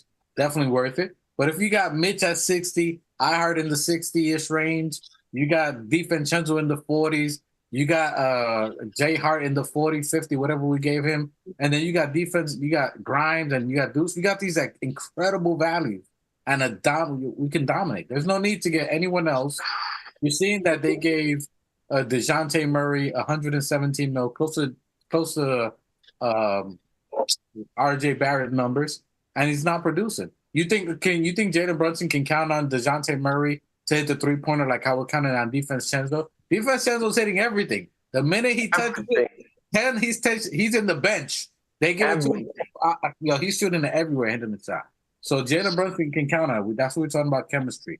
We ain't looking at that till the end of the year. I seriously don't think any moves are going to come up. Well, I was going to try to get on this later, but obviously we litty, and some people are going crazy left. I haven't even got to finish the Philly game, and we just going so all that to say, so far, with any thoughts, your final thoughts, 2 shots on Grimes and Deuce. That's what we're going for. Your thoughts on Grimes and Deuce. Any final thoughts on that? No, man. Just shout out to Deuce. Keep doing you. Proud of you. Happy for you. Grimes, same. And keep it up. Hey, 2 shots. What do you think about Deuce's offense? How do you think it's been coming around? Do you see it as something that count on coming forward, or that he's going to need a little more time to develop his offense? Who was that again? Deuce McBride. So we saw him hit 4 for 4 from the 3-pointer. We saw him being assertive on his offense. Do you think that's something that can start as developing, or something that we can count on? Or do you think you're going to see some more positive? What are some of your thoughts on his offense? Oh, I don't know, man. He gotta be more, he gotta show me more. He gotta do it more consistently. But he looks good, man. I mean, that was another one I wanted to start once we got him, but it is what it is. So if he could keep it up, absolutely. And you've been on Grime High for a while. Grime, he's been coming back. I know we've been kind of on and off with him. Do you see the points that he's been putting up, the fact that he had all across the board game? Do you think that's something that we can start seeing developing? And do you think if we can get that type of Grimes, is it worth trading him for a DeJounte Murray? Or would you like to see the youth that we have to stick? That's a fully loaded question, my friend. I'm not too sure how to answer that, to be honest with you. Love Grimes. I am definitely Grimes hive. Always have been, always will be. And I think you know how I stand with Donovan Mitchell. I mean, that's my boy too. I would rather Mitchell over DeJounte, but that's neither here nor there at this point.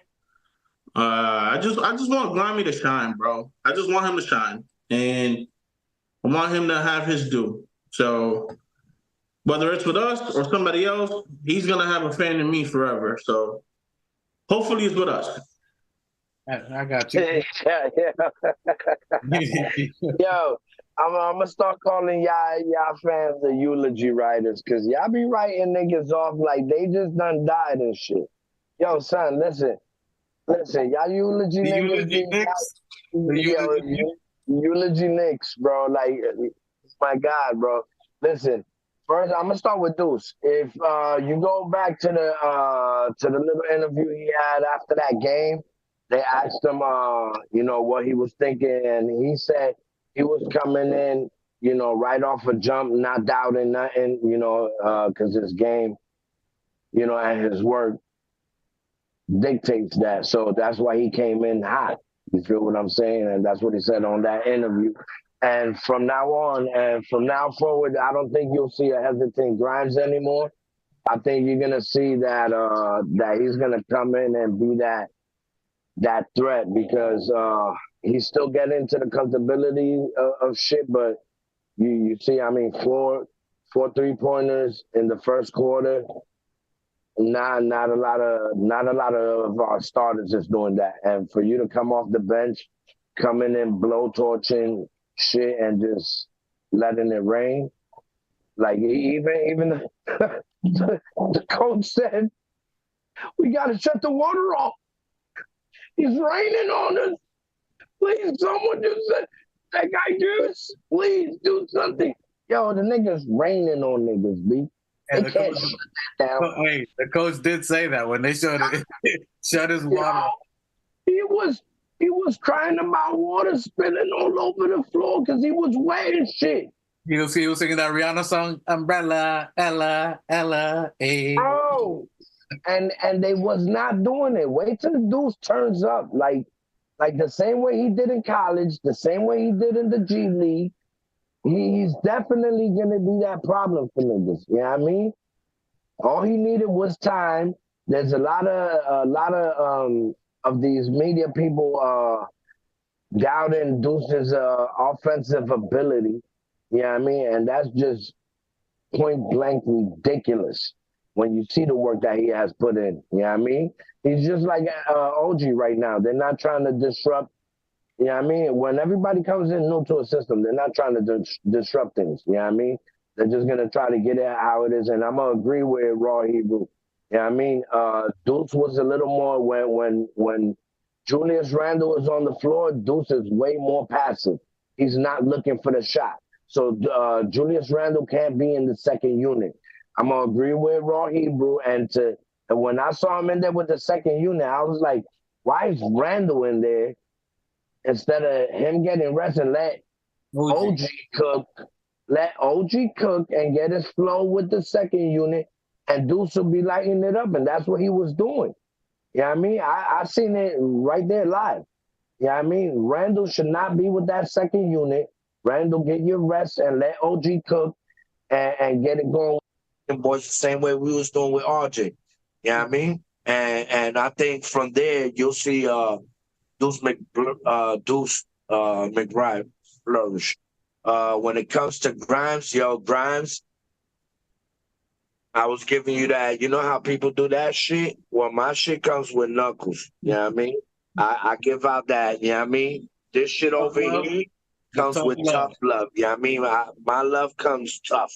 Not that little heart-shaped shit. My shit goes to the knuckles. You know what I mean? Love. And that's what you're going to get from a Dominican, you know what I mean? From Dominican bloodline. I'm going to give it to you how I was giving it to, you know what I mean? I grew up in the old New York, the real New York, you know what I mean? Where we grew up on torture, pain. If it wasn't that, we wasn't having fun, you know what I mean? So shit is tough out here, my nigga. There's real life, and we had to show you some tough love. But, boy, you doing your work, and you doing what the same way we thought JB, where he, you know what I mean? We gave him that tough love, but we see that 14 assists. We see that third. I've been seeing it from game one. It just, those pieces that we had love for, you know what I mean? What wasn't working in cohesion, you know what I mean? It was just time, you know what I mean? And we got to put, right now, the main focus is Jalen Brunson and Julius Randle and not fucking up that timeline. And we all, you know what I mean? It's unity, it's cohesion, it is shit that's going to be unfuckwittable. Hey, and to top of it, unfuckwittable, you know. Hey, so just to look at that, I mean, just overall, the front office had to look at what we have. And again, to the front office, they hit home runs on each one of their picks. They had a high pick on Obi Toppin, who was great talent. You had to make a decision: are you going to pay him or keep him? Who's he going to play? Is he playing better than Randle? He's not, but he's a top pick. Who signed with him? You flipped him. Then you got IQ, who's another and these are all developed by Tibbs. Tibbs developed Obi. Obi was doing his thing, even with small amount of minutes. He was contributing. He was hitting threes. He was getting. He developed. He changed his game. He didn't have no three when he got into the NBA. He developed a 3-point shot. He was just a fast break kid. He developed his game. We had to flip that because we hit on all our picks. IQ was, we hit on that pick as well. Top talent, you flip that because it's either that or you pay him 100 bands. For a bench piece, that's not worth paying 100 bands, but you still put him in the right place. RJ, they gave him his chance. They gave him a contract, come through. They developed him, flip him. But the ones that you want to invest in, at some point, we always talking about, trade this and get this draft pick and keep our draft picks. It takes a while for draft picks to develop. So that's why we keep Deuce. That's why we keep Grimes, because these are our future.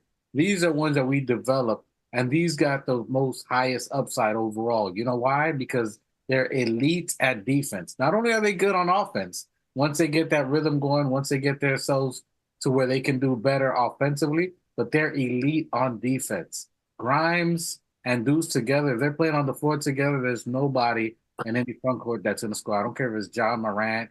I don't care who it is. So that's who they invested on keeping, and that's what I think moving forward, at least for this year. I think this year has to be an analysis year. Look at how the team flows. Look how it looks with OG Anunoby.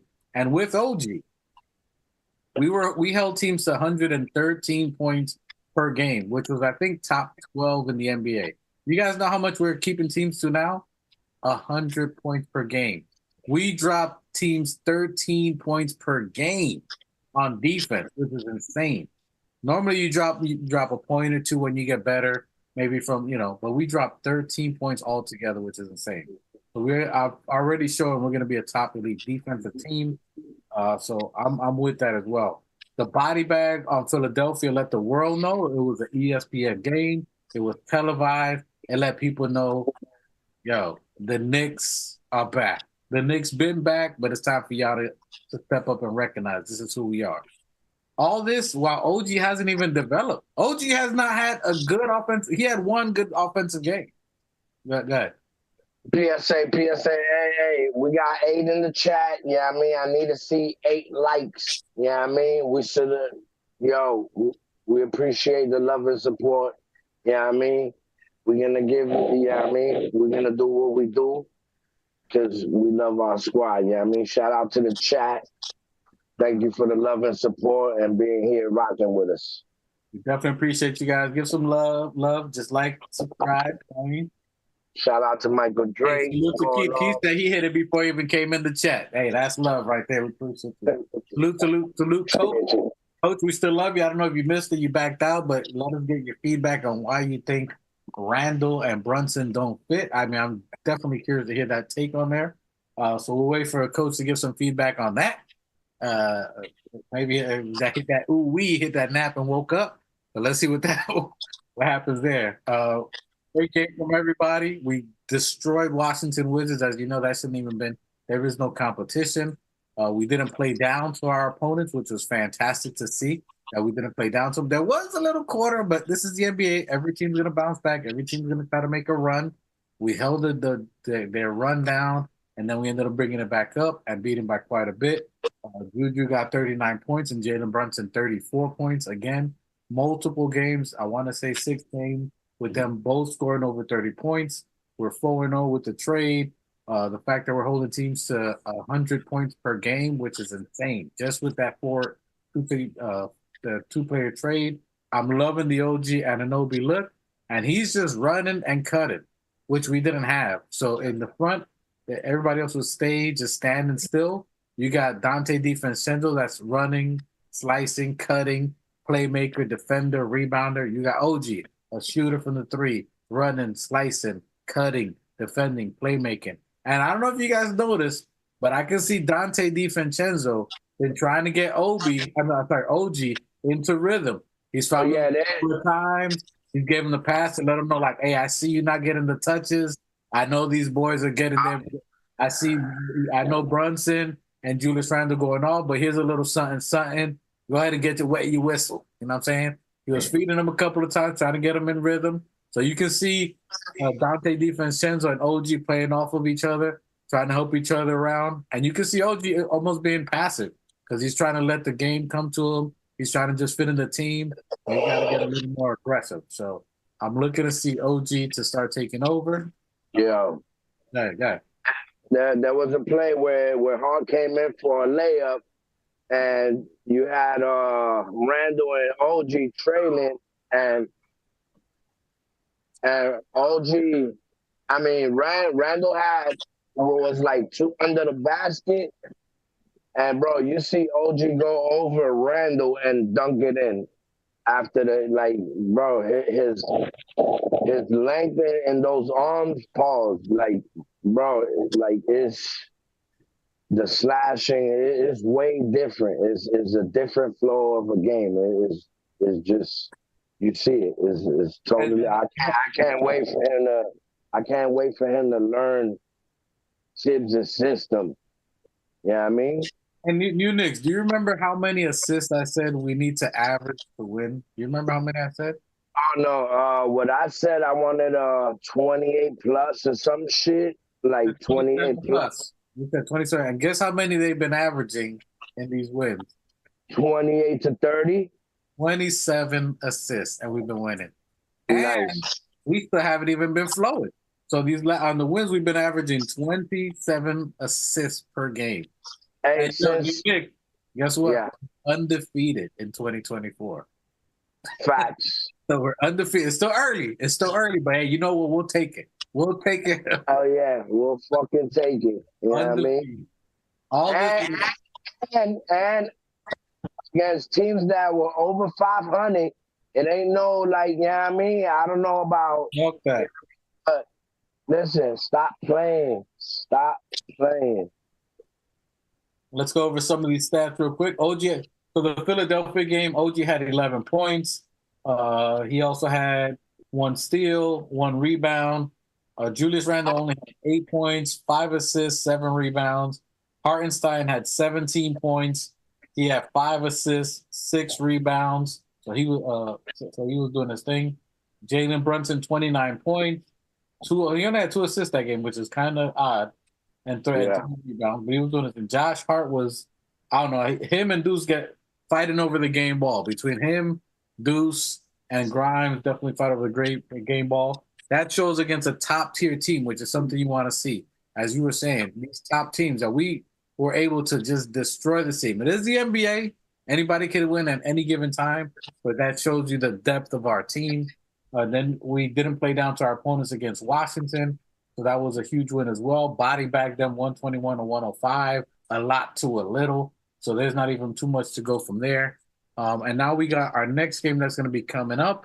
We got to stay positive of that. We got the Portland Trailblazers. They're a young team.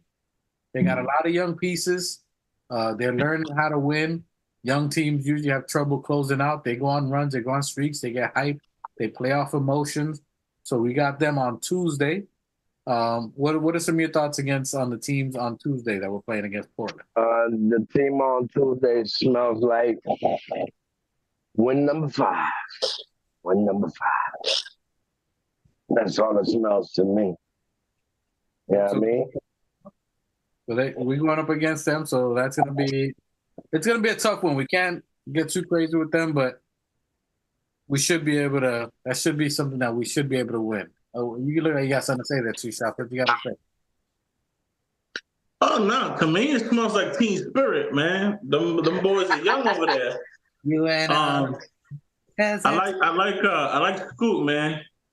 I think Scoot is gonna be something special eventually. He'll get there. I like Shaden Sharp. I think I told you or I told Raw, I'm not sure, but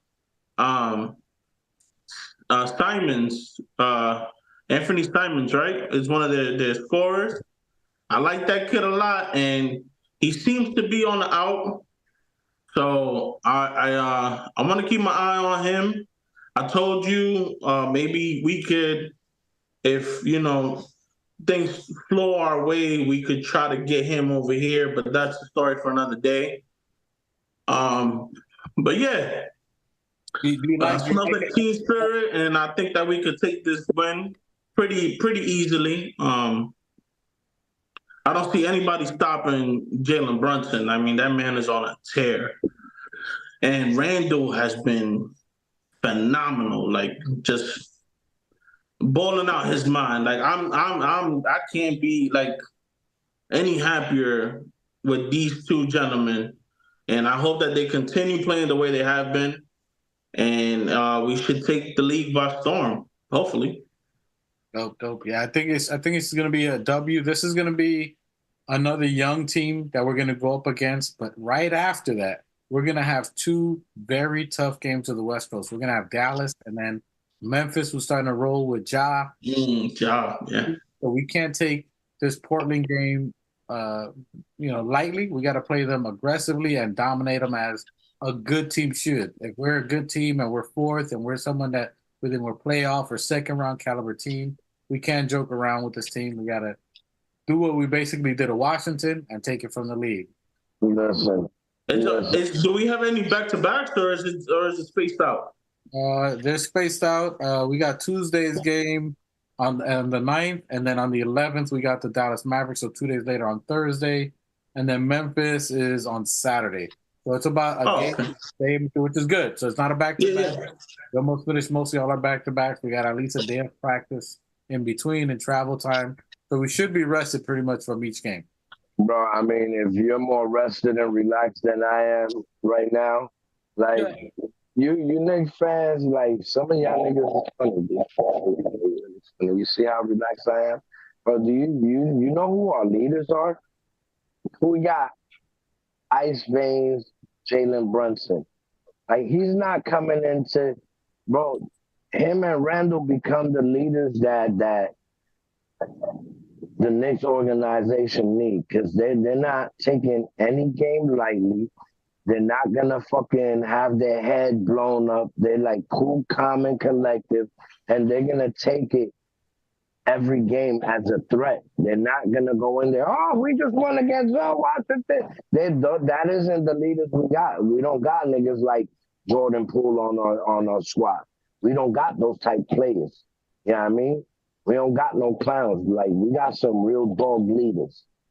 And they're going to lead the pack the way they lead the pack.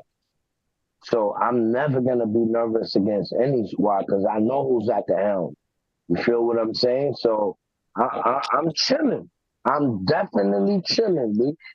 Hey, yeah, Michael Drake is wild. Michael Drake says 2 shots. He's trying to hold on, but sleep is coming. Oh, hey, yo, Drake.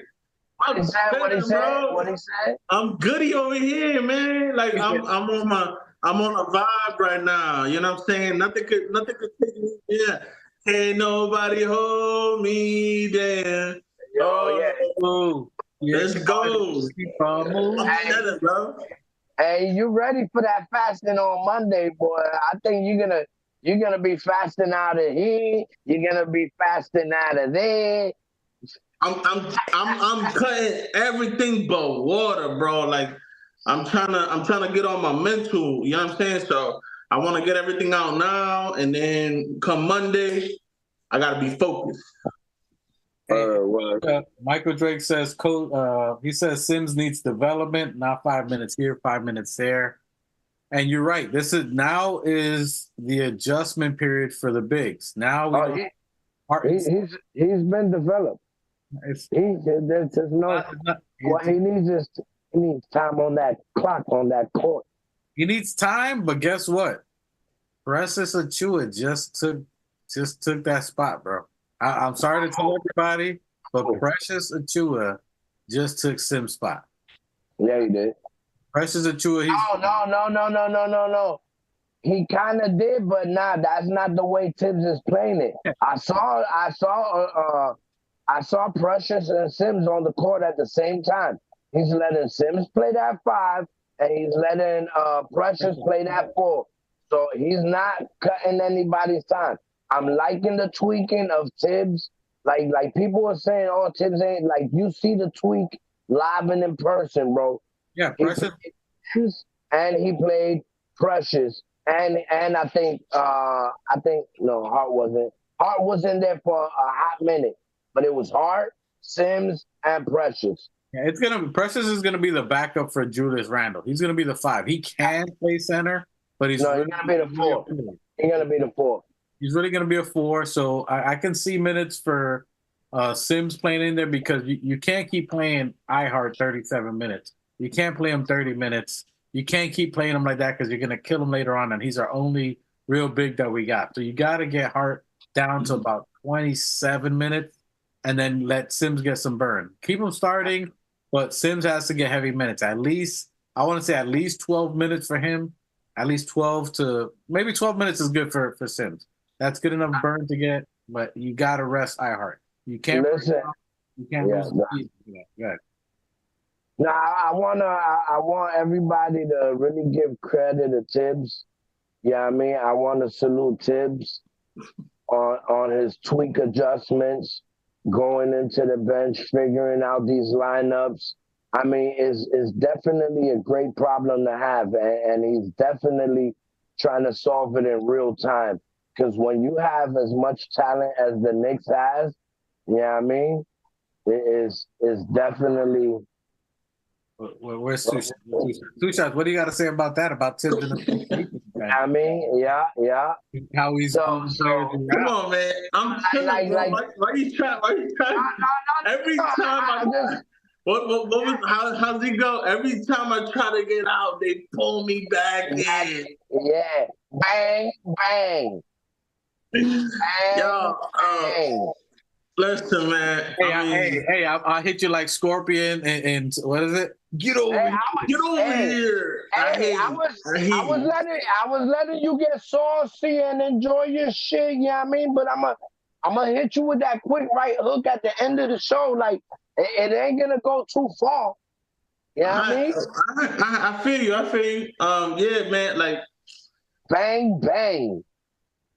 Y'all already know where I stand with Tibbs. Like, I don't know why y'all do this to me. Like, no, I just want to know: have you seen the adjustment, and have you seen how the team is gelling for an offensive prowess? Like, Tibbs' DNA is definitely defense, but bro, scoring 75 in the half without Julius and without OG, like, listen, bundle up, cause shit is starting to like we starting to strap up the Timbs and stomp on these. Yeah, me. Okay. And you gotta give it to the big you asked my opinion. You asked my opinion. Here's a quick one too. Fuck Tibbs. I don't like Tibbs. I mean, get him the fuck out of here, bro. Like, time to fill it up. Yeah, I know it's the bottle talking because, you still haven't gave us a replacement besides that bullshit ass temporary Johnny Bryant. There's nobody else that's gonna do it like Tibbs do it. Bryant is Tibbs' son. His son. Come on, bro. Are you done with the haymakers? Are you done with the haymakers? Let him run. Bro, you guys said Tibbs is all defense. He can't. Tibbs is not developing our youth. Tibbs cannot, like, bro, like, everything that y'all dish out, Tibbs has been shutting y'all niggas down. Tibbs is 3. If Tibbs was a battle rapper, y'all be 3-0. Y'all be 3-0 out here, bro. For real. So that was you saying that you love Tibbs? I'm sorry, maybe I missed that part. You said you love Tibbs. You can't wait to, what was that? For him to get coach of the year. Go ahead, 2 shots, bang, bang. Hey, didn't you say you was gonna get your I think your son and let him back that fire Tibbs? Listen. Yeah. Yo, I need someone on the chat or whoever. I don't know. I need y'all to make me a poster. Nah, you better. I'm gonna put that poster up here, right next to my man Starks. You feel me? I want a big fire Tibbs poster right there, so y'all can enjoy it every time I come on. Hey, the thoughts and views of 2 Shots Pronto is not the thoughts and views of the Organic Fanatic Show. You heard? He said that on his own. Y'all fire at that nigga right there. Hey, Mikey, throw the clip in. As long as I'm not threatening nobody. Hey, listen. As long as I'm not cursing. Y'all remember how they used to do stand-up comedy back in the day when they and they used to throw like lettuce at them and tomatoes and shit. Mm-hmm. I'm gonna need a lot of lettuce and tomatoes in the chat for my man, the new Nick, because he done. No, you saucy, sir. Let me just say this. You are new to the sauce world. I've been bred on sauce. All right, bet. All right, old head. Let me say what I gotta say. Can the young boy talk? Now we're Can the gonna young boy talk? Hold on. They didn't even hear you. They just seen you. I think. Bro, I've been saucing and smoking niggas my whole life, my whole career. Like, Let's bring it back to Knicksness. Anyway, so Diablo, loco, tú estás loco, tú estás loco. if we make it. Es que está borracho. Yo, OG. Yo, you my OG. I just want to say you my OG. You feel me? I love you. I got respect for you. But can the young boy talk? Go ahead. Appreciate you. Here's the deal. Fuck Tibbs. Fuck his crew. No, yo te voy a parar. Hey. Hold on. I ain't finished that. You just do Mike, you my brother. Okay. Go ahead. He muted. All right. So like I was saying, fuck Tibbs, fuck his crew, and fuck his mama. Get them all out of here. Mama said, I apologize to all the mothers out there. Man, you know what I'm saying? I love you. I respect you. I appreciate you.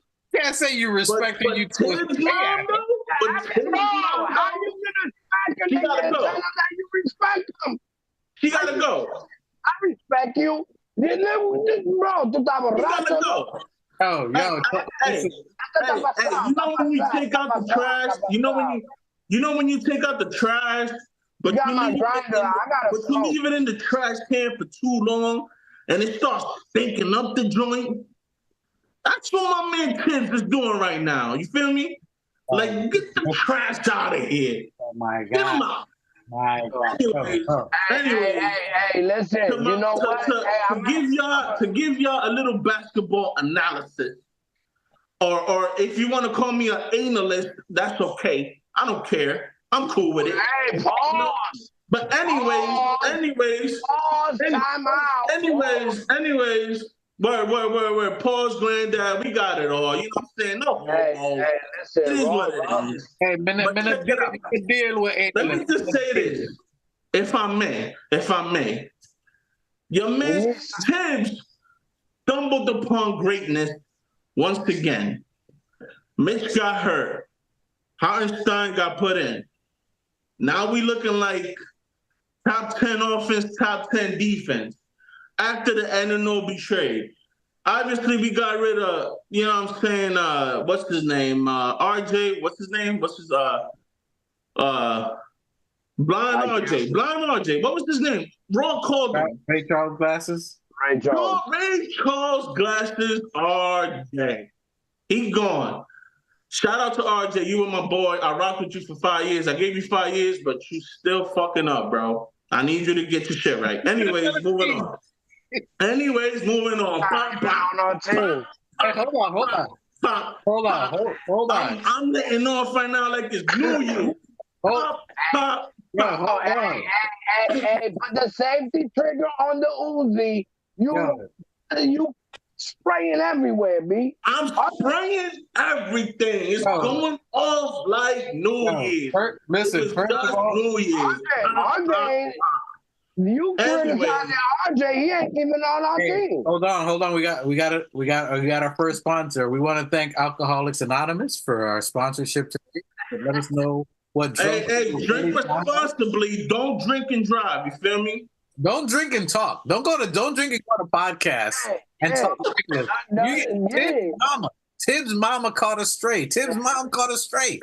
And then Hey, all respect to Mama Tibbs, man. We love mamas. I'm just joking. Hey, listen, hey, PSA. The words of Two Shots Pronto, I repeat, the words of Two Shots Pronto is not the sentiments of the Organic Fanatic show. Word. Let me clarify. These are my words. He just mixed brown with white and something else. I don't know what he was drinking. I can't bring it. I can't Hey, even see these are right not now. the sentiments of the show. These are just funny words coming out of my mouth. Again, I mean no harm. I don't want nobody hurt. Shout out to Tibbs' mom. We You love just shot all Tibbs' moms. mama. You just shot Tibbs' mom. What you mean? You shot Tibbs' mama. Hey, I love Mitch. you was in the army. You was in the army. That was a friendly fire. Hey, don't call that nigga no That was a friendly fire. Do not call a Marine no army nigga. Yo, I don't know how he holding his composure, but don't ever call that nigga no army nigga. Oh, my bad. What was it? What was it? Marines, boy. That's oh, shit. Okay. I'll give you the first pass by calling me army. I'll give you the first pass. I'll blame it on the alcohol. I'll let it slide. It's Marine Corps. Blame it on the goose. Got me feeling loose. Yeah, I apologize. You were a Marine. Loose. First of all, let me get this off right quick. First of all, I'm gonna let you slide. Semper Fi. One time. This is Marines. Number 2, you shot Tibbs' mama. You done shot his mama. Tibbs' mama is now iHeart got to put. Hey man, I'm from the Bronx, nigga. Like this is how we get down. Now iHeart got to put one hole to the other one. Holy cow, yo, you done kill them all. No witnesses, man. No witnesses. We got an instigating Puerto Rican in the background. Y'all can't hear. Hey, you come off the mic. Mikey sitting on his shoulder. He's like, no witnesses, don't touch. Shit, kill everybody. Yeah, first of all, we don't bring mamas into this unless we're giving them shouts. Shout out to Teresa. I have mama. Shout out to Teresa. No strays, anybody. 2 Shot is so chinky. I mean, just look, but he ain't keeping the eyes open. Michael Drake called it. He said, "Sleep is coming." This is the recklessness of sleep. Hey, I'm about to go night, baby. I'm about to go night. You're gonna sleep good tonight. The only reason he ain't gonna sleep good tonight is from the cold takes. That bed gonna cold. And I'm gonna sleep nice and warm under my blanket. You feel me? Anyways, I forgot what I was saying, but anyways, fuck Tibbs. Get him out of here. Again, y'all gonna ask me who will replace, blah blah blah. I'm gonna say the same thing I always say. Put your boy Johnny Bryan in there. Let's see what he can do. All right. Hey, salute to 2 Shots. We're gonna put him to bed right now. You my guy. Okay. Go to sleep. All right. So who's next? Who we playing next? Hey, I'm trying to get to that, but my boy just went off. He done shot Tibbs' mama. I just asked him, how are we going to do against Portland? Tibbs' mama done got a shot. I mean, damn. He said he loved Mitch and traded Mitch at the same time. I love you. Nah. Y'all misunderstanding me. I didn't say, hold on. What I said was, let Hornstein cook. You might like what he has to give. And all I'm saying is, if the trade-off from better offense to worse defense is worth it, then maybe we could start looking into trading your boy Mitch, because your man hasn't played more than 60 games a season. Like, don't quote me. I don't know what the numbers are, but the man is just not available. And I love him, and I want him to thrive. But if we could get the best value out of him and bring in another superstar to pair with our 2 all-stars, why not look into it? Why hinder yourself? Let me say something. What it is that you're not remembering. Tibbs' DNA is defense, right? So even if that was the case, it's gonna be a situational case. Tibbs, if it comes to a thing where it's we need more anchor at the rim, he's gonna. Hold on, guys. Hold on. You guys do this every show. The minute we talk about a coach, you guys go NASCAR and make 4 left. We've been circling. Forget the coach. No, look. You saluted Tibbs' coach. You asked me about the coach. I didn't. I asked you about Portland, but it's okay. You went also. I did ask you a little bit your feelings a little bit. You did. You said Tibbs. You done capped off his mama. You got people in the chat a little sensitive. which I apologize. It might have been a little. Michael Drake lost his mom. Hey, listen, we lost our mom 3 months ago too, so it's all jokes, fun and games. Oh shit! No, again. I want to make it clear. We know you're joking. We know you're joking. We love our moms. I meant no disrespect. We know you're joking. We know you're joking, bro. We're sitting here. Some people can take, and that's too. Hey, our condolences to Michael Drake. We lost our moms. We understand. Yeah. It's all jokes. Condolences. Organic fanatics. We clown around and we joke around. Don't take anything personal. We just we did lose our mother less than 4 or 5 months ago. So we know it's a joke. We're not sitting up here offended. Yeah, I mean we appreciate you. We just joking, but we all love, And Tibbs, we'll get back to Tibbs. We'll worry about that at the end of the year. We're rocking and rolling. We got Portland coming up. The matchup between Jalen Brunson and then their young guard. I'm not a big fan of how you guys think of this young kid. What was the pick that they got? I don't even know the ops. I don't know none of the guard that they picked up. Was whatever. Whoever their point guard was, I'm okay with him. He's all right. I think Jalen Brunson is gonna dominate that. He's gonna look at what's the point guard they picked up with the what's his name? Goodness sakes, Snaggletooth. Hold on, what's his name? Whatever. Anyway, so I think we're gonna dominate the Portland game.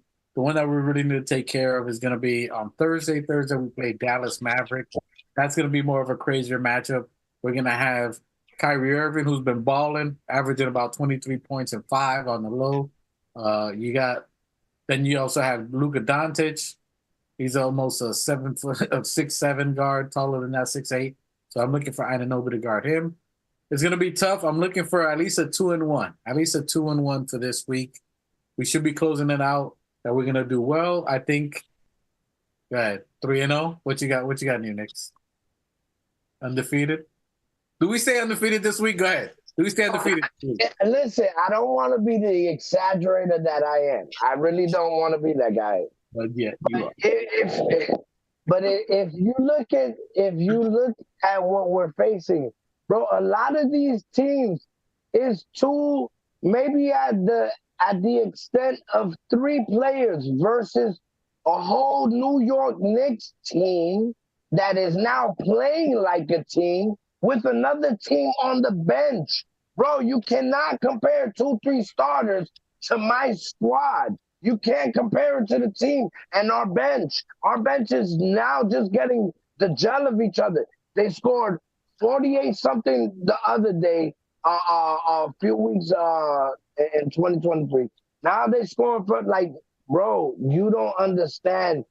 That's why I said after the All-Star, it's going to be a problem for the league because right now we are just Tibbs is putting all the pieces where it needs to be.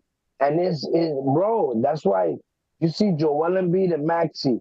Okay, that's fine. We got Jalen Brunson. We got Julius Randle. We got OG Anunoby. We got fucking Dante DiVincenzo. We got Hart. All 5, you got to play our team, bro. It's not 2 and 3 players versus, just like we saw last year. It was just JB and Randall and a back and forth kind of thing. Now that, bro, it's everybody's getting the rock, everybody's scoring, everybody's in double figures. Like you're not playing against our team, bro. We're now becoming a team. And salute to the chat again, everybody in the chat. We appreciate you. Salute G-Man for coming back. Appreciate your comments. And yes, we did speak about Tibbs being waived 2 shots before he was extra litty. Then gave us the breaking news out there that they did waive Taj Gibson. Who got waived? Oh, Taj. Taj got waived. Yeah. That was pre-brown liquor. Pre-brown liquor, 2 shots gave us the report. Let us know that. Salute to Taj. Salute to Taj. I'm empty. El Capitan, you will see him. You will see Taj in the Knicks organization somewhere. He's been with Tibbs for too long for Tibbs not to have him as a player coming into. You can see Todd's coaching. And if you guys believe that there's a trade coming, which Michael Drake says a trade's coming, possibly Keith, I'm not sure who else. But if you do, Drake, I'm right there with you. Hold on. Let me say. Espérate. I believe it. Pero espérate, muchacho, hijo de tu madre. Espérate. Hey, hey, tell me, Michael Drake, tell me who you think the move is. No, it's Brian. Dwight, you're asking a question that has been regurgitated. Like, I don't want to know. Okay, but it's not. The question is not for you. It's for the chat. The question is not for you. Listen, Linda. You my brother, please. Hey, listen, Linda. Mike, and Angelo, mute my brother for a second, please. All right. Thank you. The question was not for you. And Michael Drake, sorry, man. This is the aftermath of brown liquor. Don't do it, people. Don't drink. Don't drive. Don't drink in podcasts. That's gonna be the new shirt. Don't drink in podcasts. It ruins lives. You get coach's mama shot. Don't drink in pod. Don't drink in pod. Don't drink in pod. There you go. That's gonna be the joint. That's our shirt. We heard it here first. Don't drink in pod. Hey, Michael Drake, who is a trade you think happens? Who do you move? What goes out with it and why? Hey, listen, we entertain all kinds. Who do you move? Realistically, you got to think realistically. What does that team want, and what do we get for it? And where do they play? So give me some of your feedback. I'll take it. I'll listen. All right. Okay, I'll answer. I thought you didn't want it. I thought you were la la la la la. What happened? What happened to la la la? I'm gonna tell you what Michael Drake is gonna say.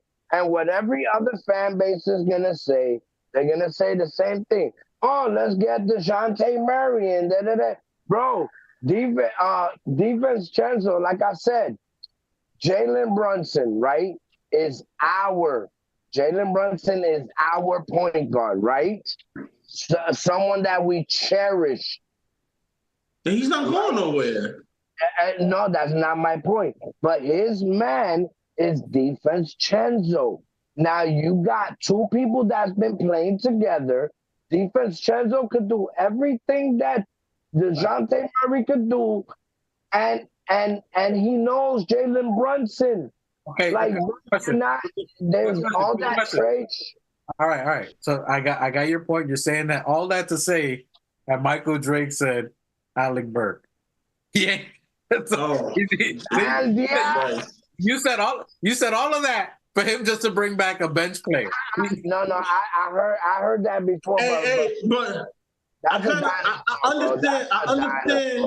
I can understand his sentiment in the fact that we don't other than Brunson. We don't really have a ball handler like that. Yo, two shots. Can I ask you a question? Could I ask you a question real quick? Don't finish. Go ahead. So you don't have a ball handler. Alec Burks is not a point guard, but he did play the point guard before, but he can handle the ball.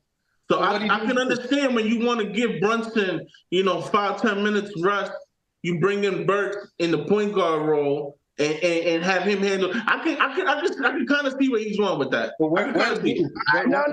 Now you interrupted me. No, that's not gonna happen. That's not gonna happen. So now, bro, listen, first of all, if you're talking about fucking Alex Burke, now my brother just put Alex Burke coming off the bench. Put him in the one-on-one versus Dukes. Bro, this nigga's gonna be in fucking crutches. What are we talking about? Hey, listen to me. Alex Burke is not fucking with Deuce, and Alex Burke is not fucking with fucking Defense Chenzo, a professional purse snatcher. What are we talking about? Can I just say real quick? Like, you getting high and mighty with me when I'm just trying to make my man's point. Like, I wouldn't have said Alec Burke. I would have said what you said, DJ Murray or Mitchell. You know what I'm saying? Because I want a superstar. Hold on, I didn't say that. I'm just playing devil's advocate because my man said Burke, but I'm saying, listen. I'm going to play God's warrior. All right, you're going to play devil advocate. I'm going to play God's warrior. I ain't say none of that shit. I said Deuce McBride. You feel what I'm saying? And keep it in-house. You heard? I ain't with that. Hey. You preaching to the choir, my man. I'm Deuce Hive, baby. Yeah, I love yeah, him. yeah. He's a trump card. You know what I'm saying? Ain't nobody fucking with Deuce, and ain't nobody fucking with defense Chenzo. I don't know about all that, but I'm just saying, like my man mentioned the name. I'm just trying to help him out. Hey, you don't know. I know. All right, look. The point is, there ain't gonna be nobody coming. They got rid of Taj to give more minutes for Precious and for Jericho. That's why they got rid of him. Everybody else. I don't know. I wouldn't say all that. I don't know. I think there's another move coming. Well, okay. Let's say, just to entertain the Knicks verse, the Knicks people out here, just entertain you guys. If there's another move, as everyone's saying, you got to realize that means Deuce. I can tell you. Espérate. That means Deuce or Grimes is gone. That's right. Okay, Deuce or Grimes is gone. Right. As you were talking about ball handling, you're not going to bring Alec Burks when Deuce is your next ball handler directly behind. I agree. So that means behind who? Behind who? Grimy. He's our starter. He's Grimy, the next absolutely. After Jalen Brunson is Deuce. There's nobody else going to handle the ball. Yeah, not Grimes. Deuce. Yes. You that's solidified. Yes. That means Grimes is out there. 13 million. Grimy's out. Grimy's on the way out. Grimes, who you just paid $5 million to get someone that's getting paid $20 million. Absolutely. Catch me now. Listen, catch me now.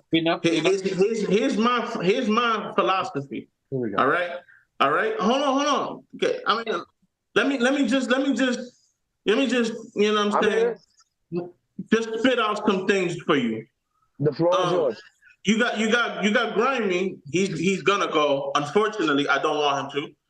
But you match him with Fournier and Picks, because if the Hawks fizzle out, which they already are, they're gonna rebuild, right?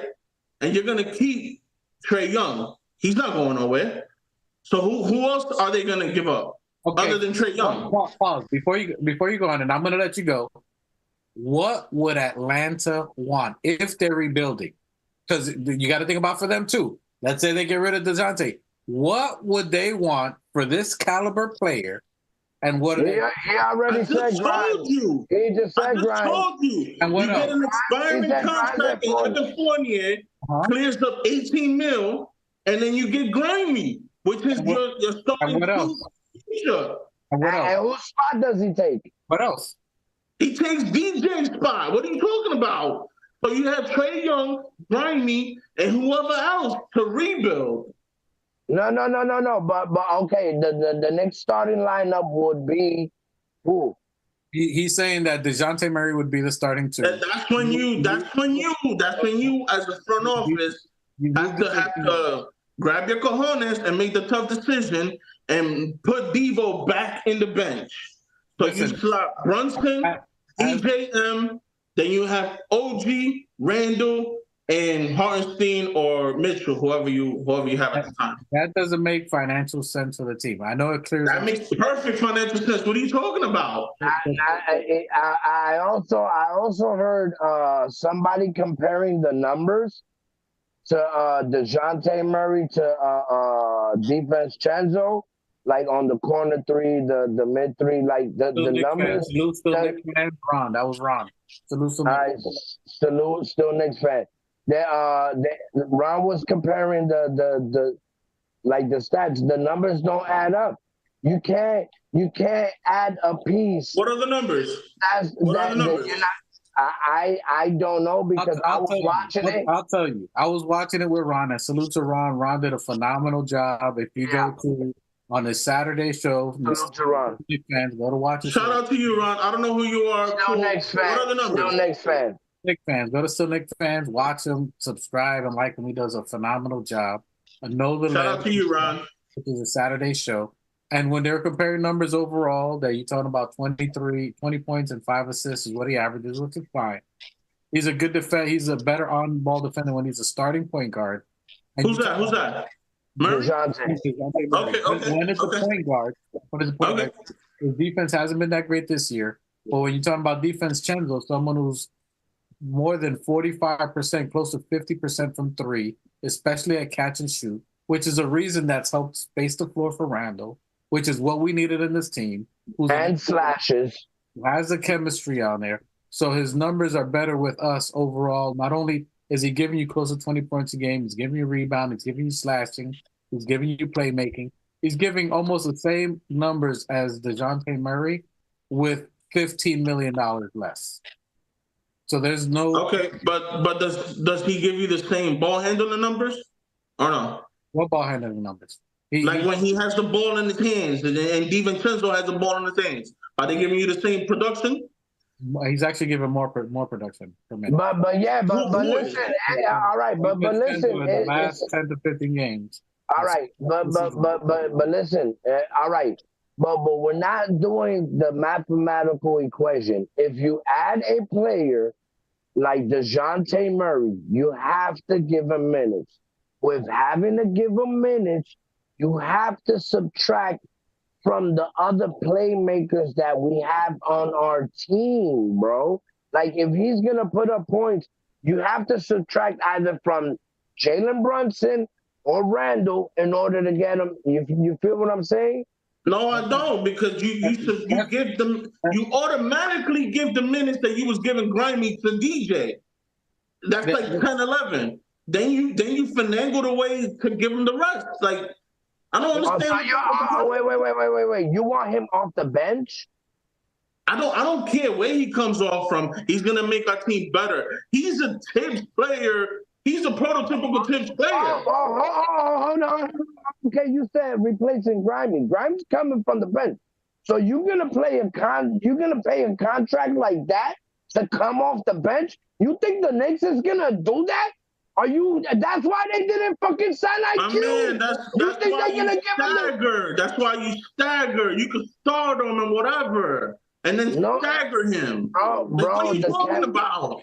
All right, it's like what Rod. Hey, you really gonna disappoint Raw Hebrew, because if you listen to his show, he said, bro, it's about continuity, bro.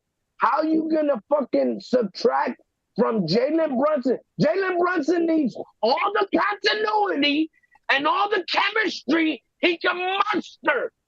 And that's what the Knicks are giving him by giving him Dante DiVincenzo. Why would you subtract from your fucking point guard?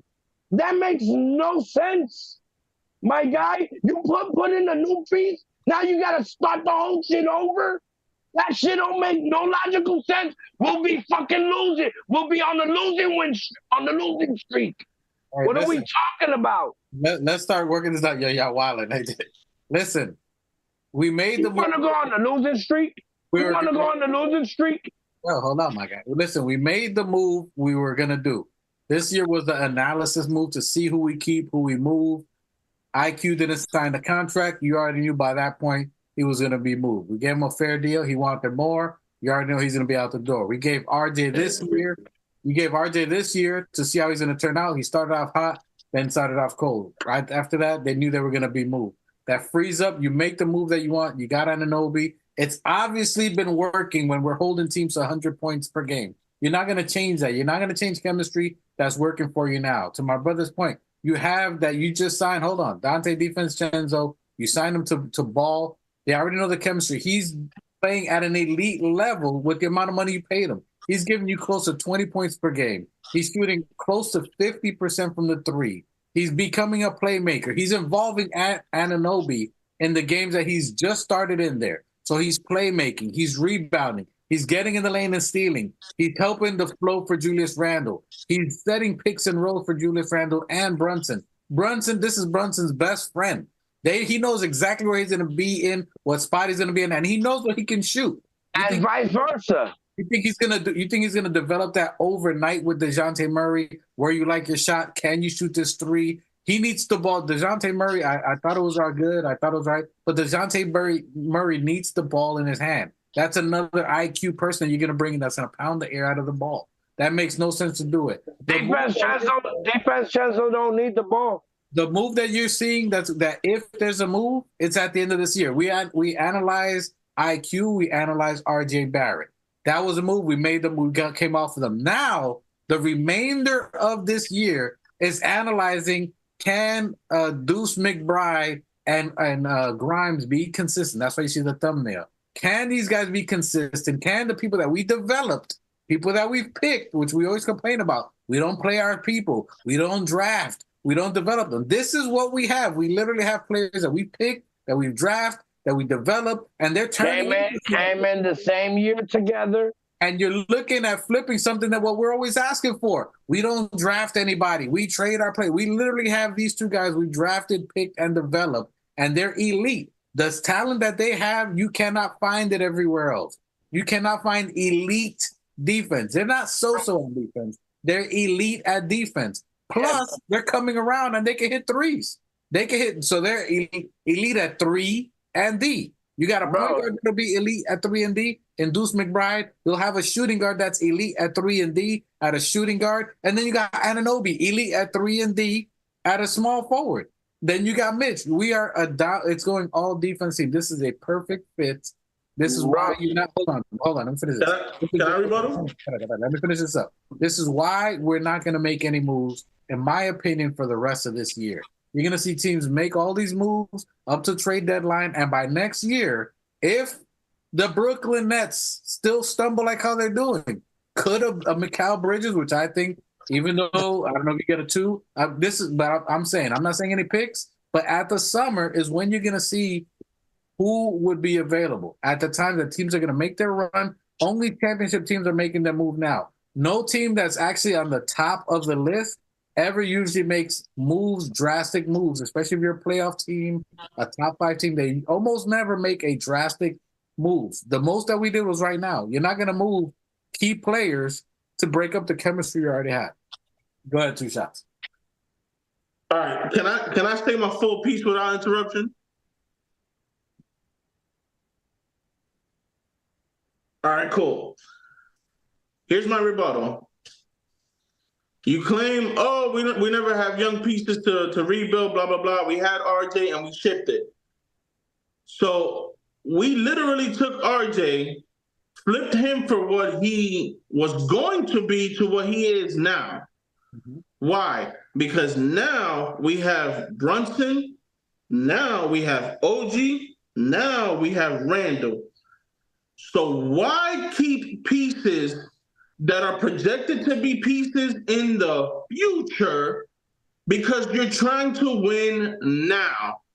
Now, my point in saying that is Grimy, Deuce, these are all pieces for the future. And you just said you traded away the future for now. So why keep it? That's redundant. I'll tell you why. If you have 2 pieces that are for the future, why not give up those pieces because you're trying to win now? DJ fits the timeline now. Grimy does not fit the timeline now. That's why you make the move. It's money. You can't have 10 starters. We just spoke about money. You can't have 10 starters. And DJ make the same amount of money. But you get work. Yo, you're trading for someone who he's not gonna do better than what Ragu is doing right now. Ragu is giving you what? Now you're switching up the argument on me. No, you said, hold on. You said, why would we keep Deuce, Grimes when they're for the future? Because you need future pieces. Everybody can be all in right now. You can't have 10 starters. You can't. The money has to work too. You can't pay. Is that work for the Warriors? That's why they got him on the bench. Did having pieces now and having pieces for the future work for the Warriors? We're talking about bench players, my guy. Deuce and Grimes are future players. They both gave you 50. You develop them from the bench, my guy. You don't just come in. Where was Obi at? Obi was on the bench, and when fucking Randall needed a rest, he came off the bench and he did his work. That's where you put developing players that cannot handle being a 2-way starter in this league.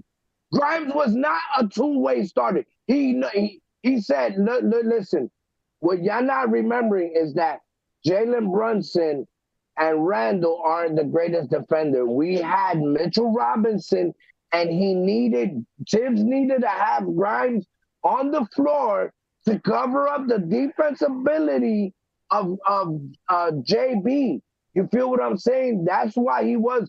But now that DiVincenzo does the same shit and is a threat on the floor with shooting threes when he just scored his career high at 7 or 8 threes, fucking Grimes ain't doing that. You just said he's a player for the future. And if you're not scoring 7 threes and being a threat on the floor, guess where you're going to be? On the fucking bench where No, that's where you put him. Because we didn't trade. Hey, my dude, why didn't we trade him for an all-star like Spider? Why do you think that? But you're contradicting yourself. I'm not contradicting myself. Because the organization held Grimes and not trade him away for Spider. So because they held him, I'm contradicting myself? No, what you're saying. No. Because I would have made that one. You said no. You said that they've been putting Grimes on Grimes is the only player that they've been avoiding the trading block from. What are we talking about? Because I've said many episodes ago, as soon as he traded for Jalen Brunson, you done fucked up the whole timeline. It's not organic fanatics anymore with the young boys. But Julius Randle needed his help. What other point guard has the Knicks have? Or what other point guard? No. My dude, Jalen Brunson and Julius Randle are more or less the same age range. They are more or less, my dude. Hey, Julius Randle was the #1 option for the New York Knicks the last 2 years before Jalen Brunson came. Hold on. You said your point. Hold on. 2 shots. Your point is, because we got to get some clarity. There's a lot of brown liquor going on here. Hold on. Yeah. You said that Jalen Brunson, because we got Jalen Brunson in here with Randall, the timeline was sped up. Am I right? That's correct. But because of that, we made moves to speed up the timeline. We gave our young bulls that we had a lot of young talent. We had RJ, IQ, some other talents so we're analyzing what picks or what players can we use to keep Clutter. We gift Rapid. We analyze those players. We analyze those players and developed and moved up the timeline. We got OG, who's a player right now, right? You got iHeart and Mitch, who are there now. And before you start dumping money to someone that's almost $200 million or 150, whatever, 120, you have to see what you have. Can the player you have now, who's Dante DiVincenzo, who you got for $45 million? Why are you bringing up Devo? Because it's in the mathematics. You got to make the numbers match. Listen, delusional play. Listen, people like you, and I'm not saying in a bad way, in a negative. I'm just saying people who just want all these trades don't do the math either, because it takes money. You have a certain amount of money before you hit the apron, or you go over this money where you're going to pay $30 to $50 million over this tax. When you're getting a player who's not giving you, which Ron broke down the numbers. If you go for this guy, DeJounte Murray, his numbers are not equal to what you're getting from the existing point guard. Respectfully, we're not talking about Debo right now.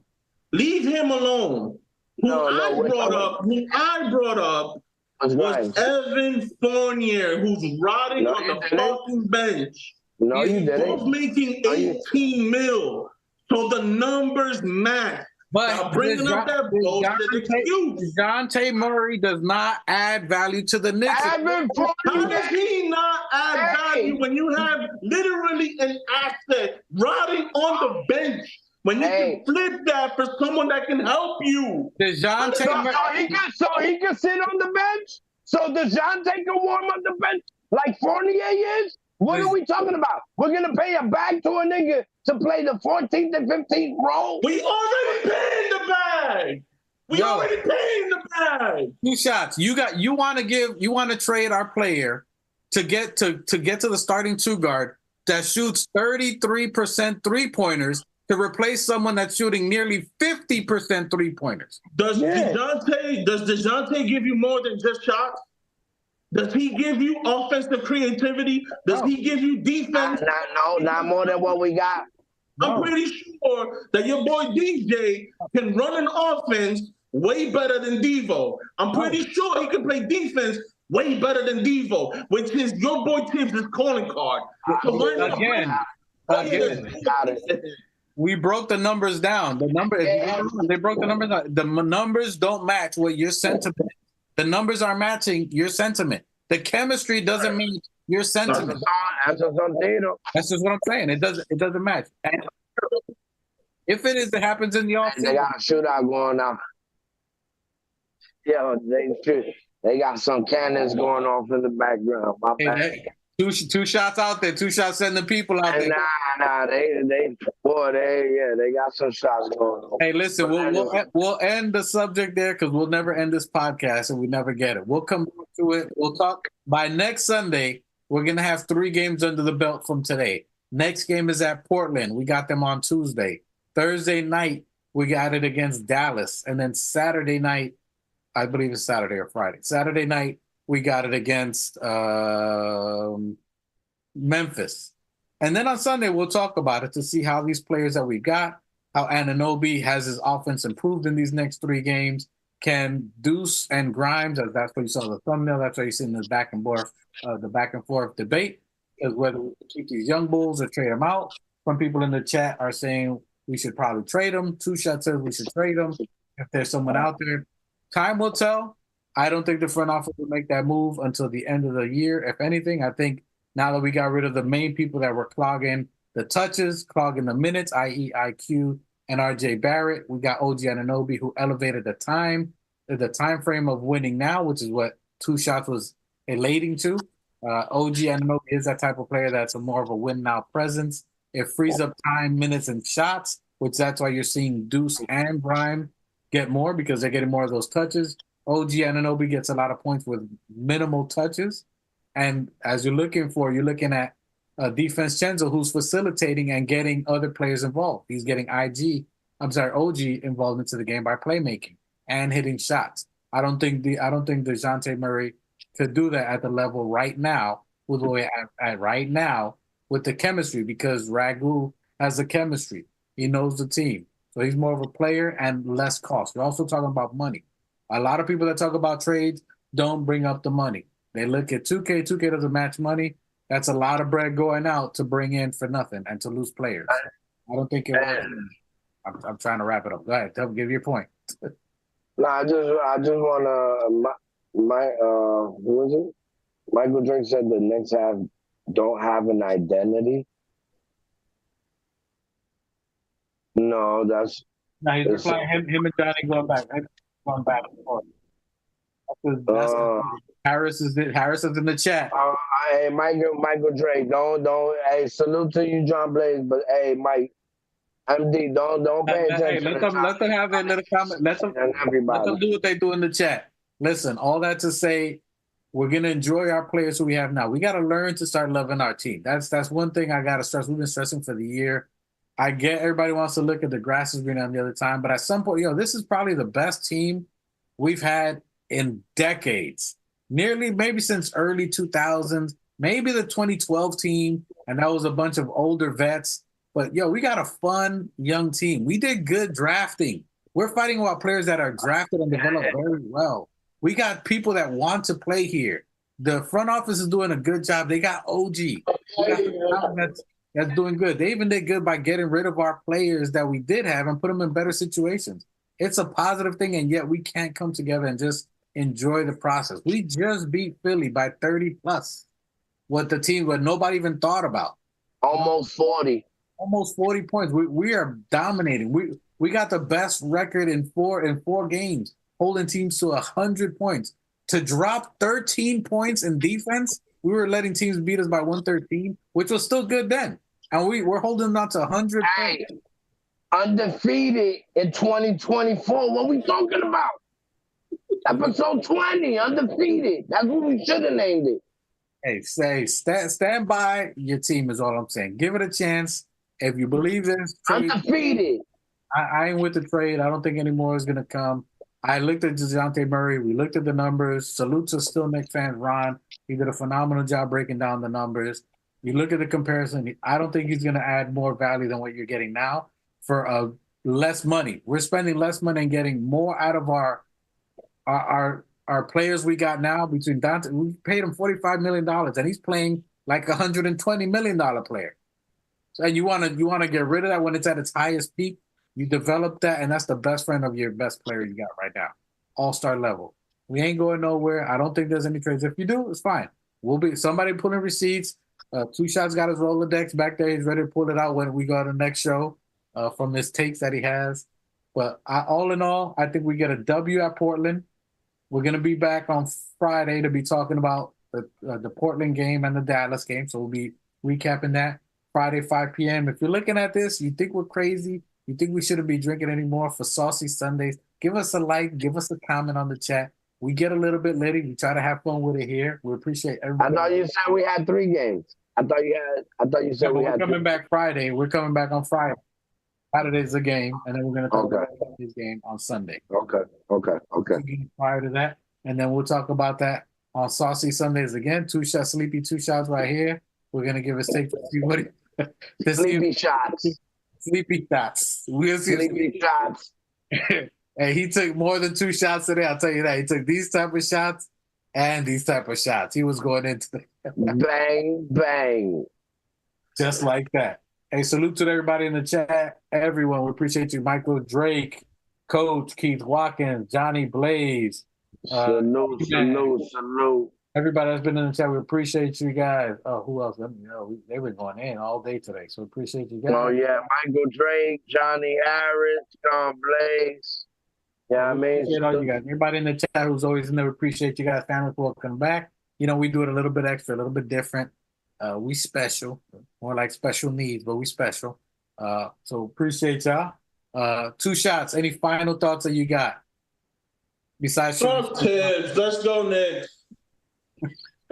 Okay, that was short and not sweet, but that's going in.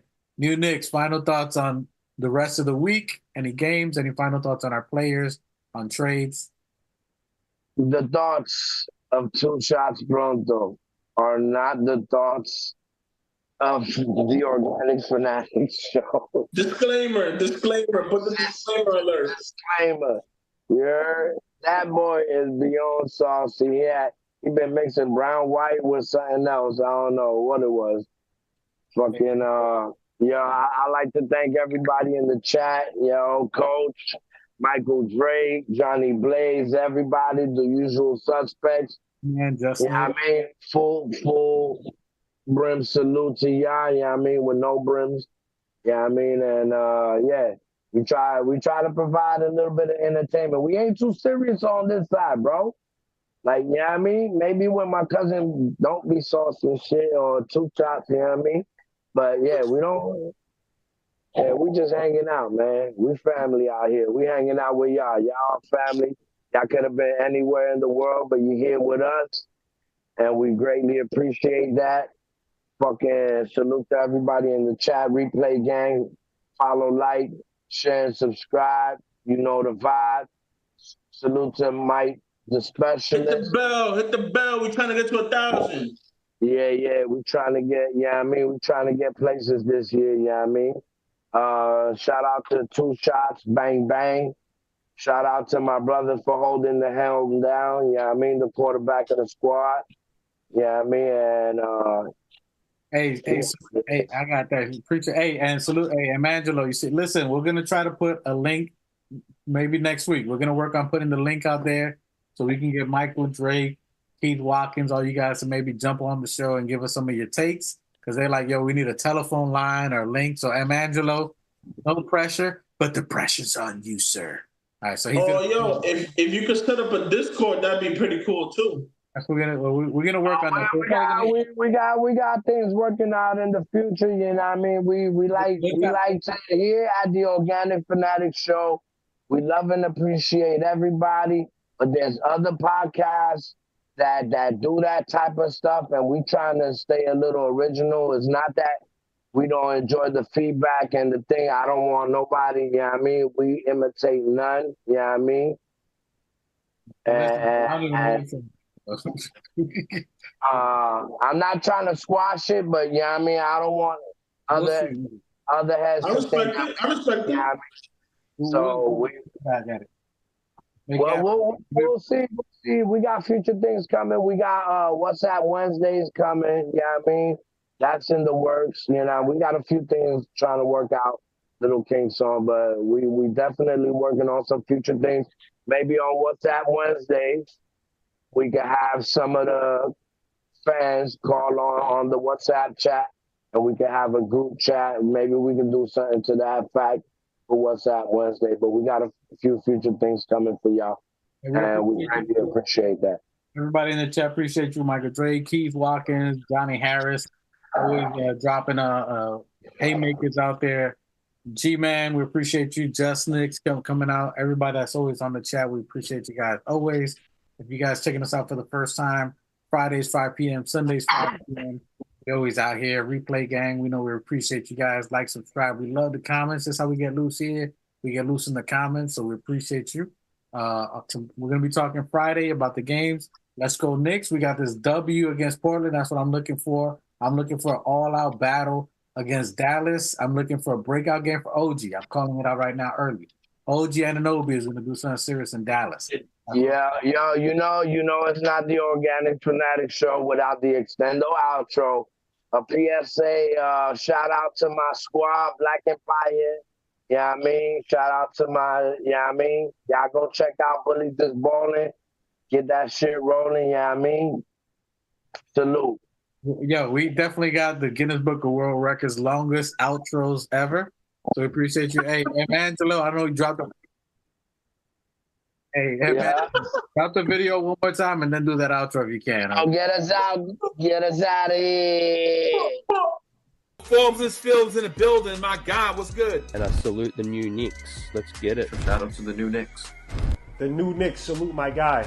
The new Knicks, the Organic Podcast. Uh-oh. Sounds like it's about to go down in here. Going down. New York City, NYC, Borough.